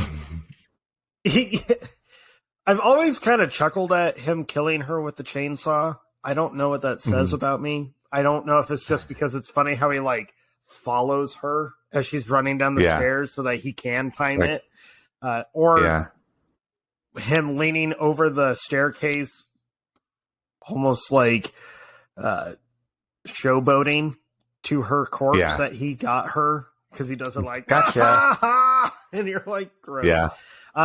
There is a commentary on why no one answers their door. Or not a commentary, but there is a theory to it, or a reason. And it goes with my my thoughts on the ending. So just remind me to bring it back up. Yeah. That's kind of my thought as well. We might be of the same mind there when we get there. The other interesting thing that happens in that scene that is important later on is she like opens a door to escape, and it's a closet, and there's like a couple of different bodies hanging in there, and like this Paul Allen's apartment at this point has several bodies in it, and so that's important. As it is important because you start the movie. Honestly, the movie only shows him kill a few people. I think I think the body count is like 4, 5, 4, maybe 6. So then, but then when you see like the bodies hanging in the closet, the drawings, he starts rambling on his phone call. He does a whole listing of extra killings. Yeah, it's like, I've killed 20 people, maybe 40 people. It kind of, like, I have not seen any of those. I like that they do that. They do that kind of narrative in the book as well, where suddenly at one point he tells you like, oh, I've been killing so many people. You find out about his apartment and you're like, wait a minute, I thought I've been in your psyche this whole time. And then you realize like a ton of time kind of passes without you even realizing that time is passing. So the movie takes place over like 6 months, I think, 4 or 6 months. The book is 2 years. So they kind of took 2 years worth of material and put it into a shorter time period. But yeah, his killing spree is, I like how they handle that. Even when you see the brutality, even as disturbing as it gets, you don't see like an excessive amount of it, or like numbers or quantity. I mean, you know, an excessive quantity of it. But then they kind of show you and remind you of like, oh no, he's still killing a lot, because there's a lot of like hard cuts. There's a lot of you know, where there's no real transition or smooth transitioning between scenes. It just, there's a new scene. Yeah. And there's several people that you're like, that person might have been annoying enough that he probably killed them anyway. Right. Like he might have killed that person. He might have killed that person. Well, you kind of leaves you assuming. They do a good job too. Like a character, Tim Price, vanishes after the first third of the movie, and then he pops back up. And they're like, oh, guess who's back? And you as the viewer kind of like, he left? When did he leave? What? Like, they do that in the book as well, which I really like. That's why, honestly, this is probably one of the better adaptations from book to screen. It's kind of weird saying that one of the most controversial, disturbing, disgusting, violent, offensive happens to be one of the better adaptations ever. Yeah. And I think it's very telling. Might be, I'm not trying to like break everything down to gender, but I think it's really interesting that women made this movie. Like a female director, 2 female writers adapted and created this story. And I think that transformed it in a very positive way in a better way. Yeah. And I think that that's interesting and worth noting for sure. I still, every time I watch the movie, just baffled that women wrote it and a woman directed it. Like, very baffled by this because, I mean, the source material. It's not what you would assume. No, you wouldn't. But they do it in such a great way where, like, the satire really comes forth. You know, I really focused on it this time around. They don't set it up where it's every male is this way. I don't take it as an attack on men. Right. Or at least like an isolated attack on men. I think it's an isolated attack on just this way of life or this mentality. Yeah. This subculture. Yeah. And that includes, you know, both genders. That's men and women that get caught up in that kind of lifestyle. We've mentioned it a few times. If you want to look at current time, the social media influencers, those are these people. Yeah.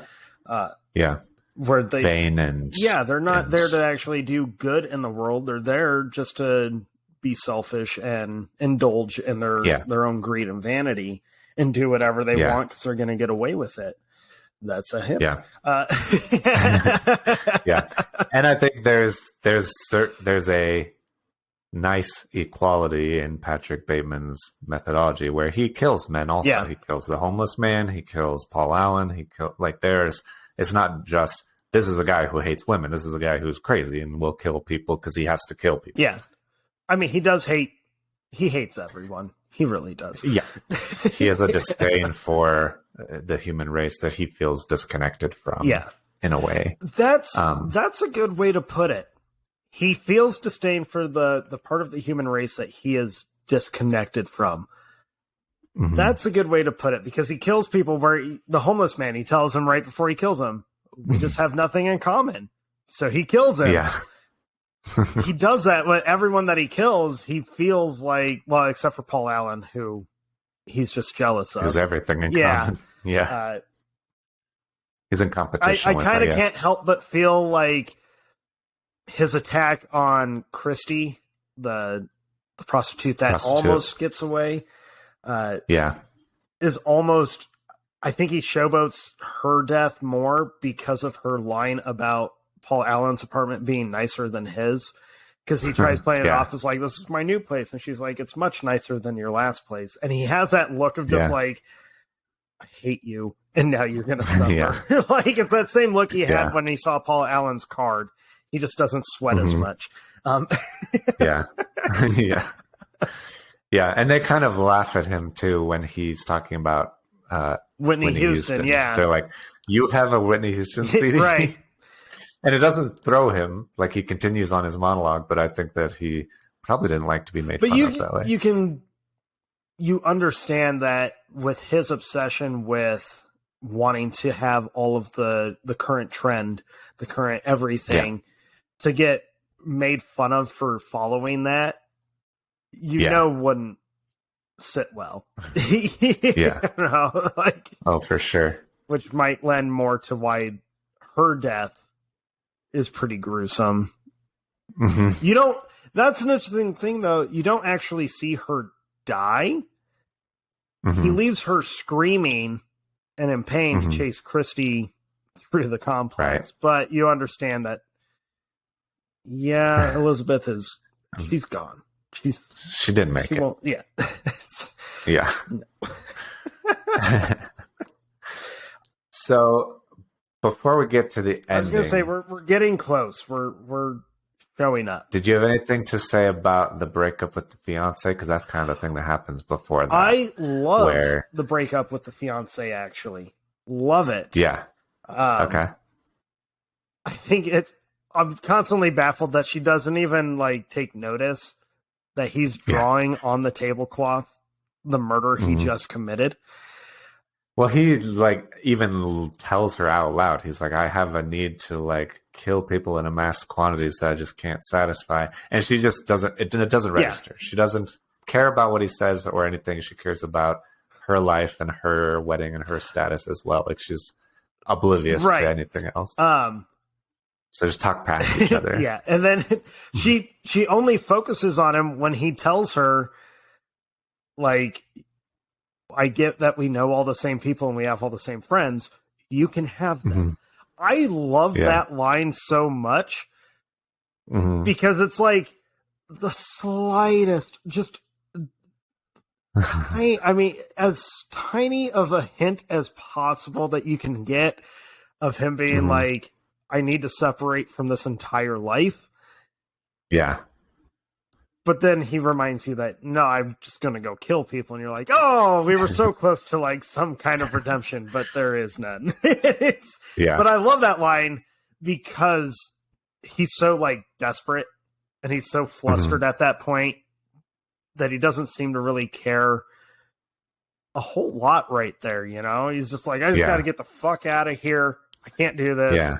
You're like, he cares more about her making a scene and like making it awkward than he cares about. He just wants it her feelings done, move on. Kind of how he views videotapes. How have we gone this whole time without saying I have to return some videotapes? I was gonna close the episode. Oh, okay. Because I do have to go return some videotapes here. Oh man. Okay. Yeah. He does have a line. I think it's possibly one of the most ironic lines in the whole thing. Okay.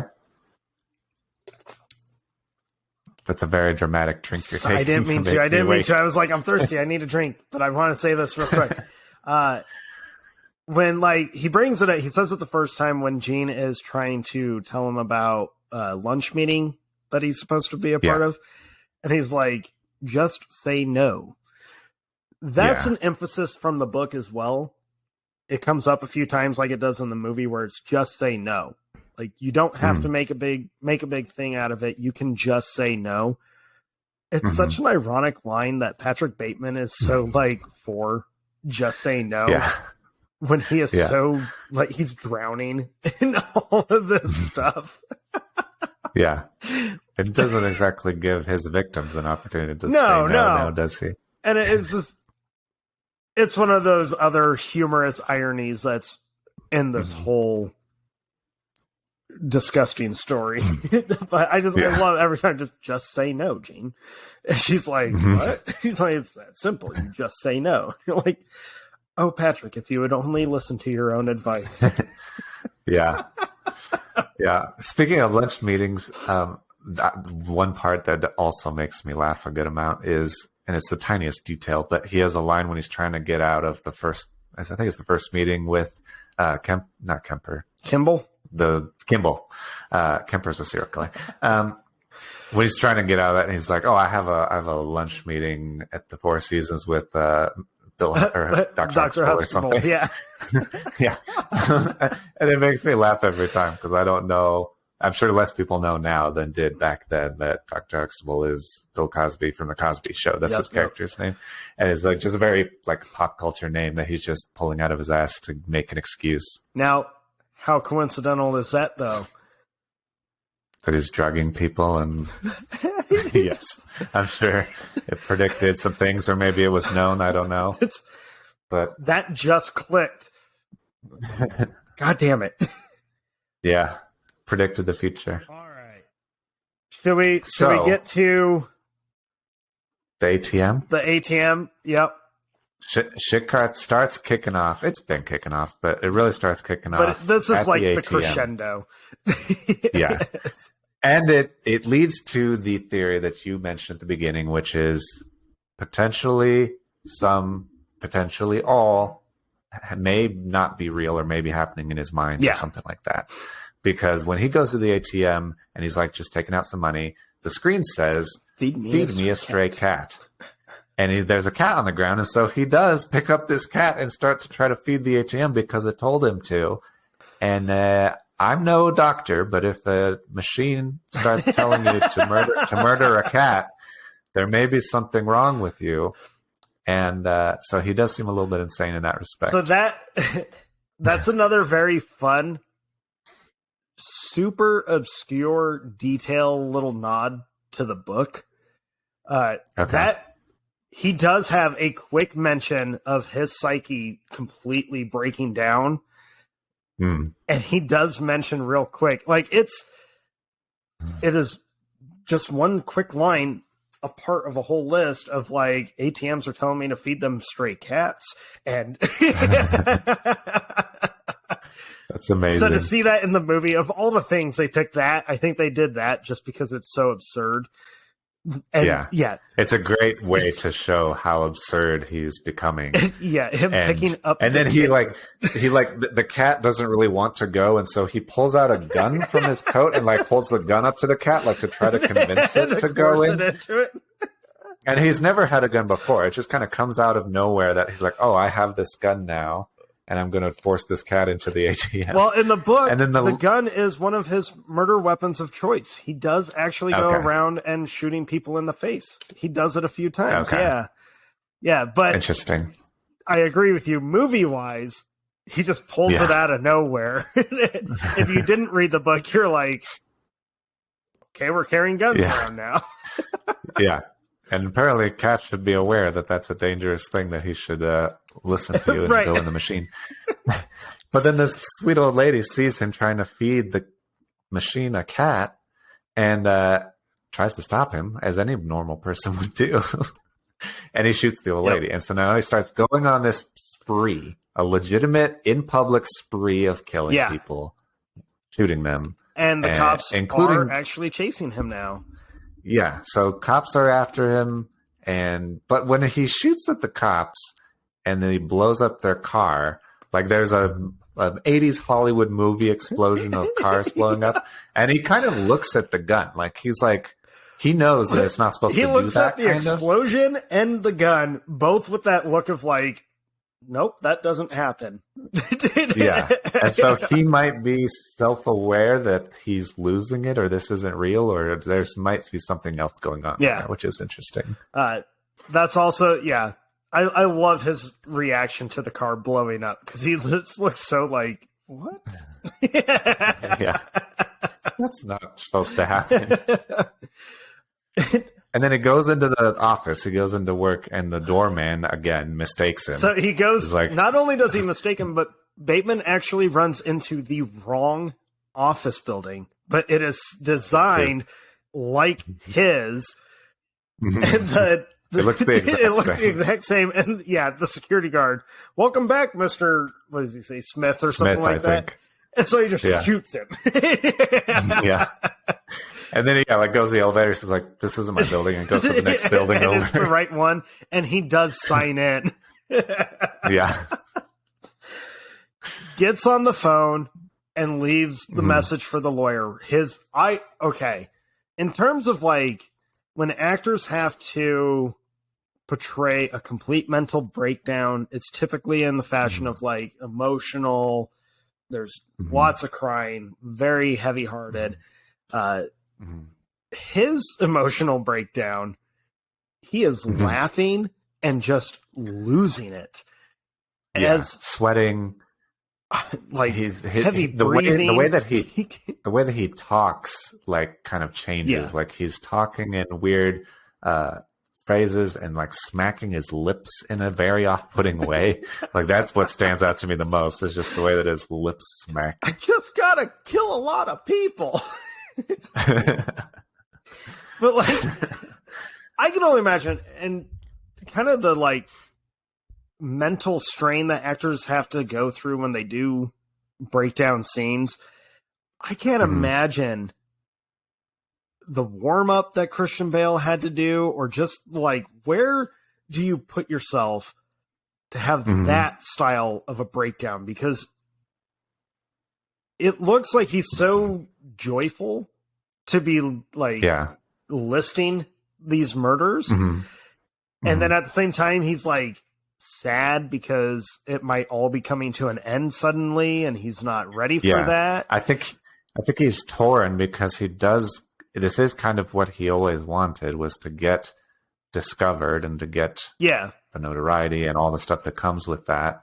And that's why he's been doing things so publicly. But I do think there's a sadness of like, I don't think, he says that, I don't think I'm going to get away with it anymore. So it's kind of coming to an end. I'm kind of sad, kind of happy.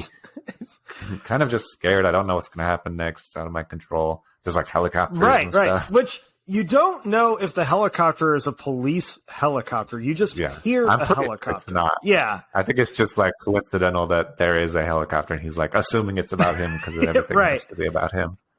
But like the cops haven't given too much of a chase at that point because their car blew up. But then this is another interesting, he has this huge freak out on leaving this message. Mm-hmm. And then we get a hard cut transition. And it's him returning to Paul Allen's apartment and putting the mask on. Yeah. Well, he goes back to his apartment first, sorry. And then is like doing his morning routine. And then he goes to Paul Allen's apartment and puts the mask on and goes inside. And this is the point where every viewer is like, wait. What the fuck? Like you almost buy the feed me a stray cat as just he's hallucinating. Like, okay, he's losing it. But then he walks into Paul Allen's apartment and it's like being painted. There's the real estate lady is there showing it to a couple. No bodies are around. It's clean, minus the paint. He opens the closet. There's like no bodies in there. Yeah.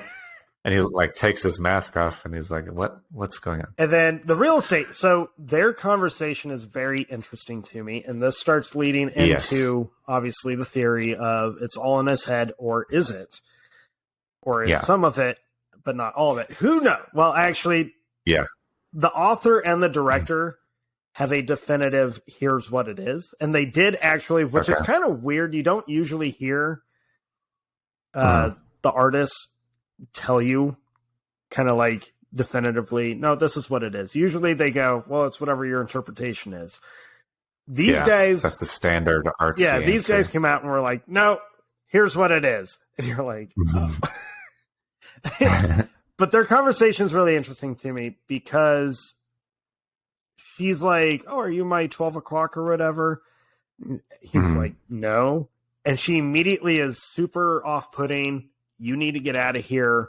Don't come back. Yeah. And he's like, don't worry, I won't. She's like testing him. She's like, did you see the ad in the Times? He's like, no. Yeah, I did see it in the Times. And she's like, there wasn't an ad in the Times. Who are you? Why are you here? Yeah, very defensive. And it's very short conversation. He leaves. She's like, don't ever come back. And he's like, don't worry, I won't. And she kind of dodges several of his questions. He like asks her about, he's looking for Paul Allen. Is this Paul Allen's place? And she doesn't really answer. She it's a weird conversation because she kind of might know more than she's saying. She might be cleaning up all of these dead bodies that were in the apartment and trying to sell the place. Like, you don't really know if it never happened or what her deal is. Right. You honestly don't know. And then we go to, he's going to dinner because this is where it finally ends. He sees his lawyer. And the lawyer's like, that message was hilarious, but you had one problem. You said it was Bateman. That guy's a douche. He's a wimp. There's no way he could do that. And he's like, I'm Patrick Bateman. I killed these people. And he tells him, well, Paul Allen can't be dead. I had lunch with him twice. Yeah, in London. But he's like, what? Which is another thing for the audience to be like, none of this happened? Is this all in his head? What the fuck is going on? And then you and I already brought it up of the friends are watching the Reagan speech and they're like, how can he lie like this? How can he face people like this? Who does this kind of thing? And Bateman's already like, oh, I'll attach to this guy. And then I forget what his final monologue is in the movie. I have it pulled up because it's pretty amazing. It is pretty amazing. So the whole monologue is, there are no more barriers to cross. All I have in common with the uncontrollable and the insane, the vicious and the evil, all the mayhem I have caused in my utter indifference toward it, I have now surpassed. My pain is constant and sharp, and I do not hope for a better world for anyone. In fact, I want my pain to be inflicted on others. I want no one to escape. But even after admitting this, there is no catharsis. My punishment continues to elude me, and I gain no deeper knowledge of myself, no new knowledge can be extracted from my telling. This confession has meant nothing. And that's the most like unsatisfying ending to a movie. We're like, this didn't mean anything. It's such a slap in the face. And the ending of the book is also that way. It's not that exact ending. The ending of the book is he starts listing some more stuff, and then the final words are, "This is not an exit." Which, if you watch that final scene, or when you watch the final scene, if you look just over his right shoulder, there's a sign on the door that says, "This is not an exit." That's amazing. But the ending of the book is just as, like, that's it? That's, what the fuck? There's, like, no redemption, no character growth, no, like, what the no fuck? Justice. No justice. Yeah, so the endings remain the same spirit. And the book ends with, like, him with his friends again. Well, are they friends? His colleagues? Yeah, in my notes, I was like, oh, he goes to dinner with his friends, and I was like, they're not really friends. They're just people that he hangs out with. Right, because they are all in the same job. Click. Whatever. They're a bunch of douchebag shitheads. Yeah. So, that brings us to how do you feel about how do you take it? I am conflicted. I tend to like the idea that it was all in his head, that he was living out these fantasies in his head, but didn't actually physically do them. But that's so cliche and unsatisfying that I think I prefer, though I don't know if I can justify it, I think I prefer the mixed theory that some of it's real. He did kill some people, not as many as you see. Some of there are several times in the movie that's hinted at, like there's weird editing in the scene when he's at the dry cleaners, and when he has like an outburst at her and she kind of like backs up, that it's edited so quick that you're like, did he really yell at her or not? Like, maybe he's doing it on the inside but not acting it out. And so I think several of the things that happen in the movie could be things that he was just acting out in his mind or thinking about doing but didn't do. And I think, especially as absurd as some of the things at the end are, like the cop cars blowing up and feeding the cat to the ATM and all that stuff, I think that he may just be losing it and not able to tell reality from his fantasy in some ways. But he probably did kill some people. Like, I don't think that, at least maybe he didn't in that timeline, but on a long enough timeline he will. Maybe that's the scary part. I don't know. That this is his psyche as he's trying to like build up his abilities or mental fortitude. I don't know, but it's so good because you don't know. Yeah. Like, I could go, I at any moment could believe anything. I could believe that he killed them all, and I could believe anything. Yeah. I used to be a part of the team that was like, oh, it's all in his head.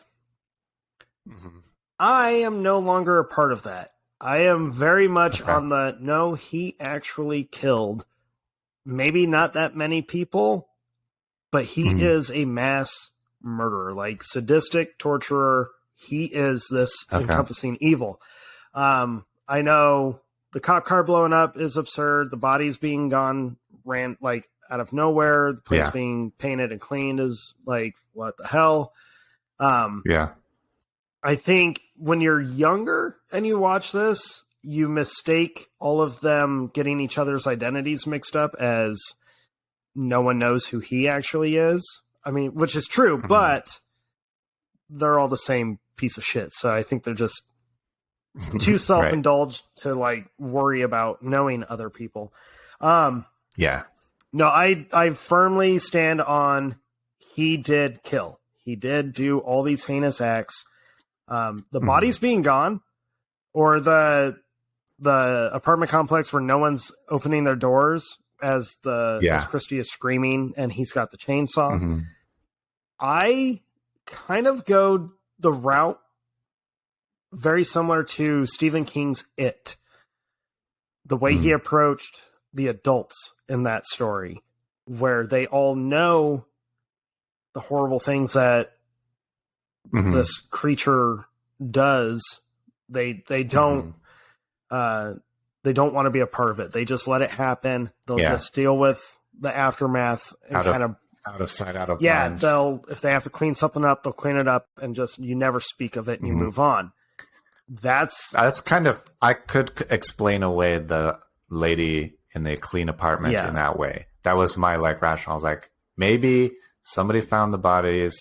Somebody was like, okay, we need to get rid of them. We need to sell this because obviously Paul Allen's not renting it out anymore. So we just need to clean it up, repaint it, get somebody else in here. And I think it also goes to that the way that part of society is portrayed, even the the people that aren't directly a part of it, but are connected to it. Yeah. Enable it. They just don't want to deal with any of it. They know these yuppies are going to do what they want. We're just going to, let's not bother them. Seeing the bodies, I kind of tend to think that real estate lady was like, just get rid of them. Just don't bring it up. Yeah. And that's... if we get cops involved, then we're never going to sell this or whatever. And I think that's why she's so defensive right after she's like, there wasn't an article in the Times, because I think she realizes you're the guy. You like, those bodies belong to you. You need to leave. And he's like, yep, I'm out. Like, So I think that makes a lot of sense. I take it as they actually happened. The ATM, the car blowing up, I take those as, yes, his mental state is finally gone. I think he has completely unraveled. And I think that ending shot of him with his monologue of like, this confession has meant nothing. There's no new information that you can learn from me. No new information I can get from the world. Yeah. I think that's him officially kind of setting his standard of, I will be this killer. Like, I am not going to do the yuppie lifestyle now. I am simply going to do this. And I think that's what makes the story almost more disturbing, is that it's like a conscious decision of him. The first time that he's making a full kind of decision outside of his yuppie norm. And unfortunately, it's like, I'm going to just focus on murder and torture and rape. Hey. And confesses that that's who he is. That's what he wants or what he will do. And he's completely detached from reality at that point. So I think that's why he says his confession means nothing, because it's not grounded in a normal reality now. Right. Generally, when you confess something, there's some amount of regret or lesson learned.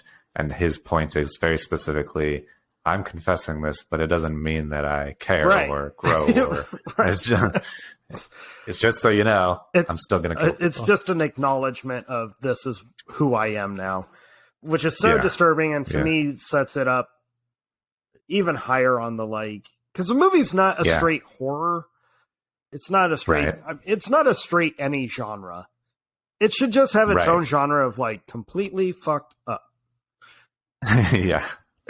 There is enough satirical comedy in it that it can be a dark comedy, but it's about a deranged serial killer, so it's very horror like and it's very thriller like, and there's enough social commentary and like just straight dramatic acting that could be drama, so it's kind of all over the place. Now, I saw an interesting comment, because there were some people that were like, why does the detective give up so quick? Like, he has this third scene and then he doesn't follow up.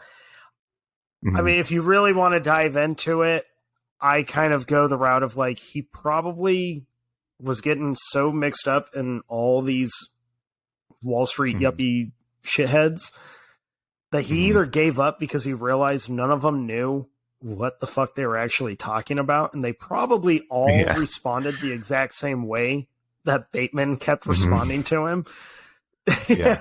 I don't know what I was doing or who I was with. I was just cooked out of my mind. And well, and he even I didn't even know who was there. Bateman was there. Everybody he was there. even says like someone said they saw Paul Allen in London, so he's probably there. I'm just doing follow-ups. He says that to Bateman. Yeah. So I think he probably saw the lifestyle and just chalked it all up to like, you know what? Paul Allen moved to London. I'm out. Yeah.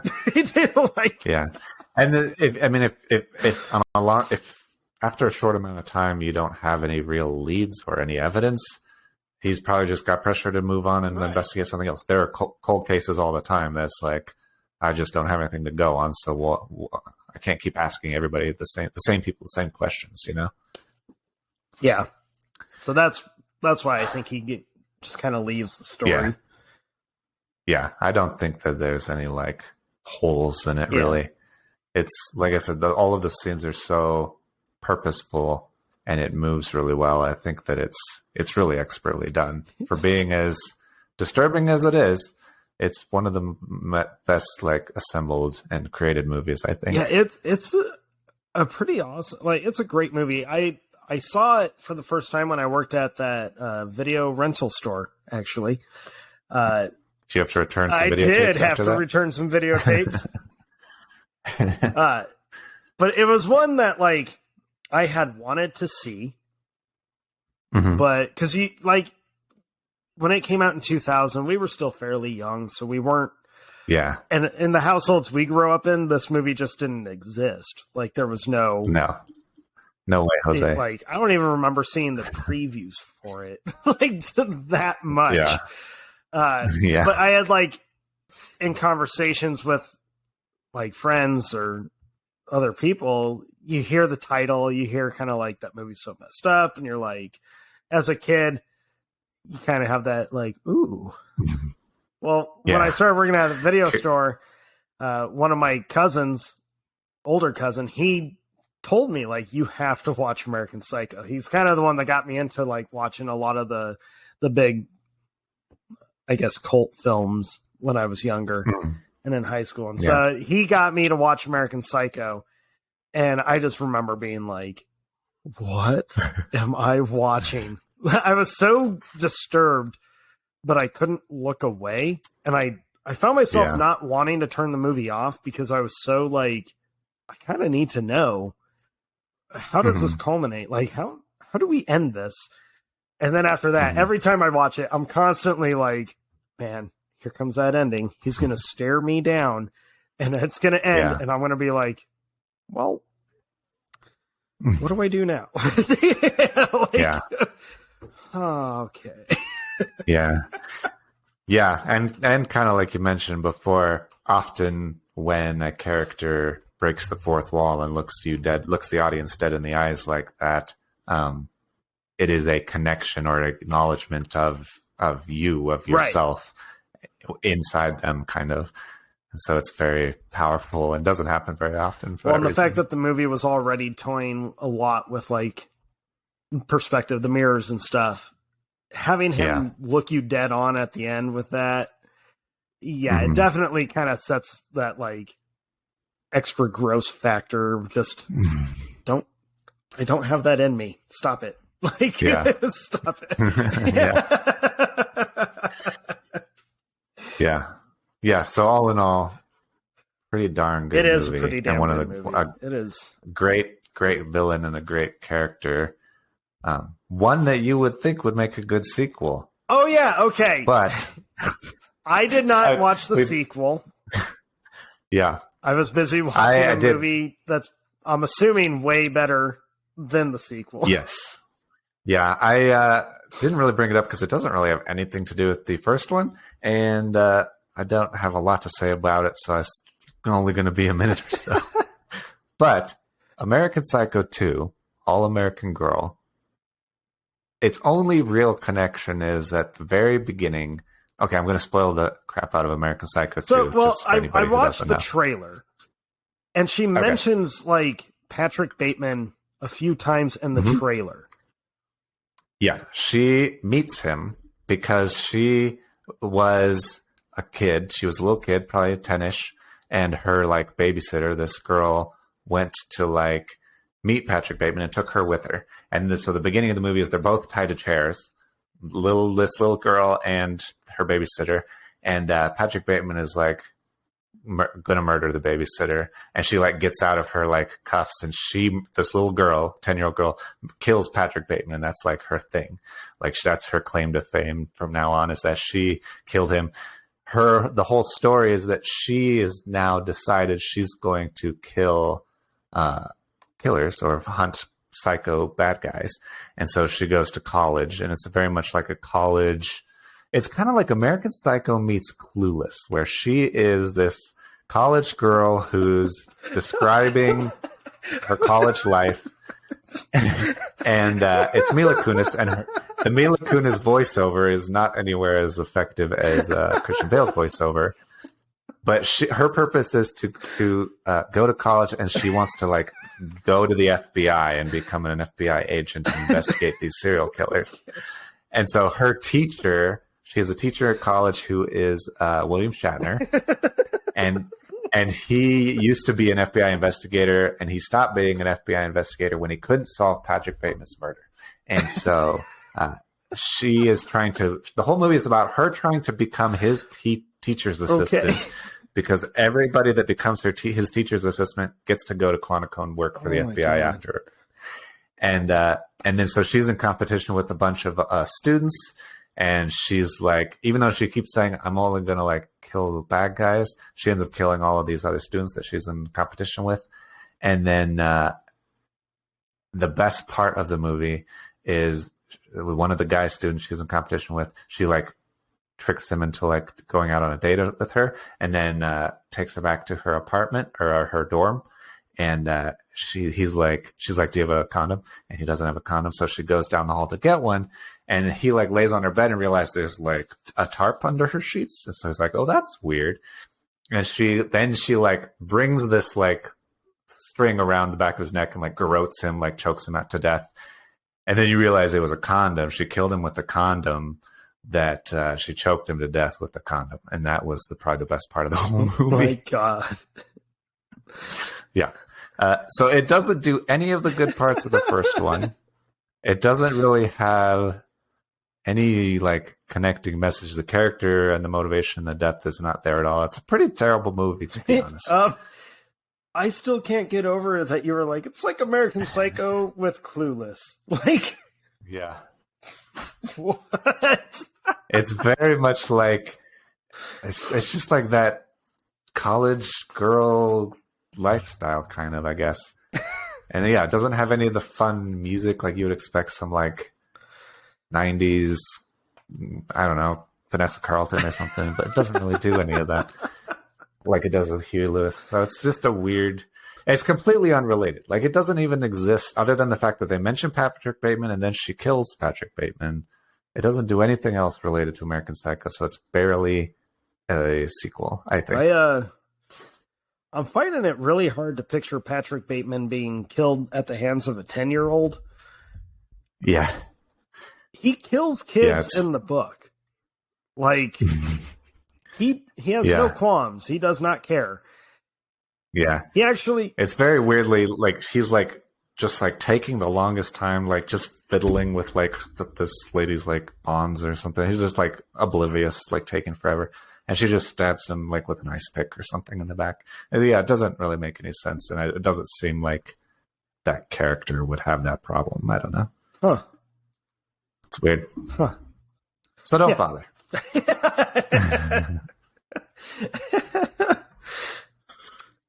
So I don't have too much else to say on American.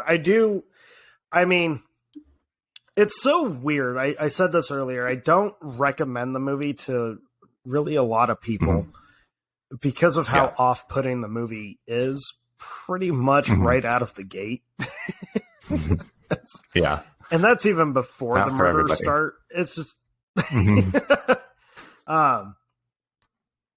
but Christian Bale, his performance is just so, it's one of those that, like,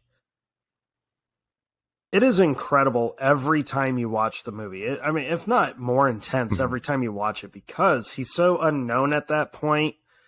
And here he is, like, this is the role that Leonardo DiCaprio almost played because they wanted to cast him, but then Leo listened to all of his agents and they were like, don't do it. It's career suicide. This movie should not be made. That was like the consensus was don't make this ever. It worked out for Leo.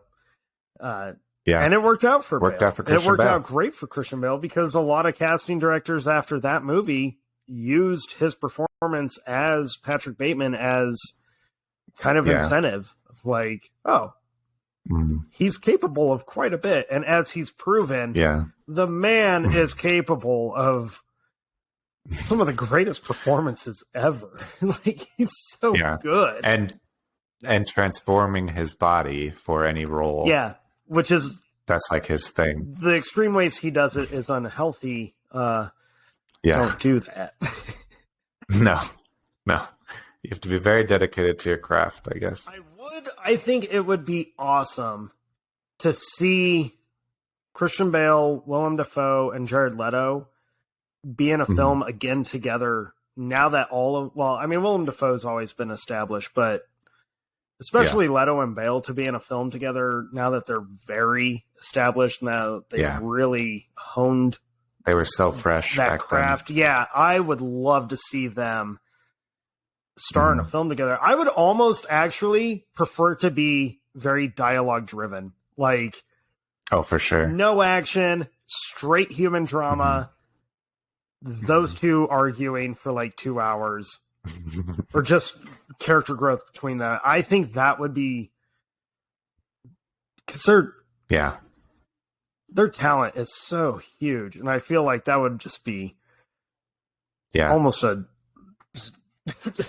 maybe too much of a good performance. Who knows? But I would really like to see some of these guys work together again. Now that they've been, for sure, they've kind of been rising up. So. Yeah. There is a movie that you can see at least two of the actors in this movie together. It's called Sweet Home Alabama, and it has Reese Witherspoon and Josh Lucas, and they are both in this movie, and they're both in Sweet Home Alabama together. And they both play pretty much polar opposites of their characters in American Psycho. Kind of. Well, Josh Lucas does. Isn't she like the rich chick that... Yeah, she's all rich and snooty, and she has to learn to get back to her southern So roots. It would almost be as if Evelyn had a reality check. That's her character name, by the way. Maybe after Bateman went to prison or something or died, she had found another boy toy and decided, like, oh, I need to reconnect with my...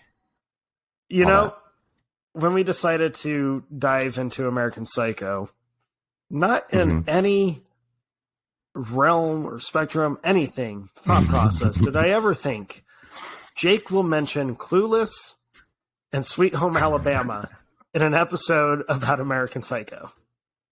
I'm trying to lighten things up here. I'm not judging it. I think it's hilarious that you've managed to do that. Yeah. I think that's They're fantastic. Great movies. Like American Psycho, they are also great movies. Yep. Yeah, I don't have too much else to say on American Psycho. Should we, do you have any? I don't think so. I think we can wrap it up. Cool. The good news is next week, if you did manage to make it to the end of this episode, next week will not be as sad or gross or depressing. Next week will be a lot of fun. Yeah. So we're doing a whole episode dedicated to the series of Saturday Night Live movies that are adaptations of characters yeah, on the so show. There's only like 10 or 11, 10. I want to say 10. Yeah, I think so. I watched Wayne's World. We'll get into that. Nice. But yeah, diving into the SNL character solo films, if you will. Yeah. It'll be a nice, mindless episode, I think. A silly episode. Yeah. It should be lots of fun. Should we tease the one following that? We can. I don't see why not. Okay. Because it's gonna be very spoilery for sure. So if you have not ever gotten around to seeing the Twilight Saga, we will be doing an episode, 2 episodes from now, all about the Twilight Saga. Yes. Yeah. Which is going to be a lot of fun. We have a personal history with the movies. We saw them in theaters. Maybe all of them. I think we in saw theaters. all I of believe them. I did. Yeah, several of them together. Yeah, our and the Twilight Saga. I feel weird saying that. Has it's weird to say that those films have a personal connection to all of us, and kind of it was around during life event. It's weird, so we thought it'd be funny to revisit them. If you were paying attention earlier, I said it'll be a comedic episode because I'm sure we will just be the kindest viewers. But if you happen to be a big Twilight fan, it may not be the episode for you, but we find it very fun and entertaining. But we're looking forward to dissecting those films and all the fun. I'm excited to revisit production stories. It's been a while. So gear up for a couple weeks of some pretty good laughs.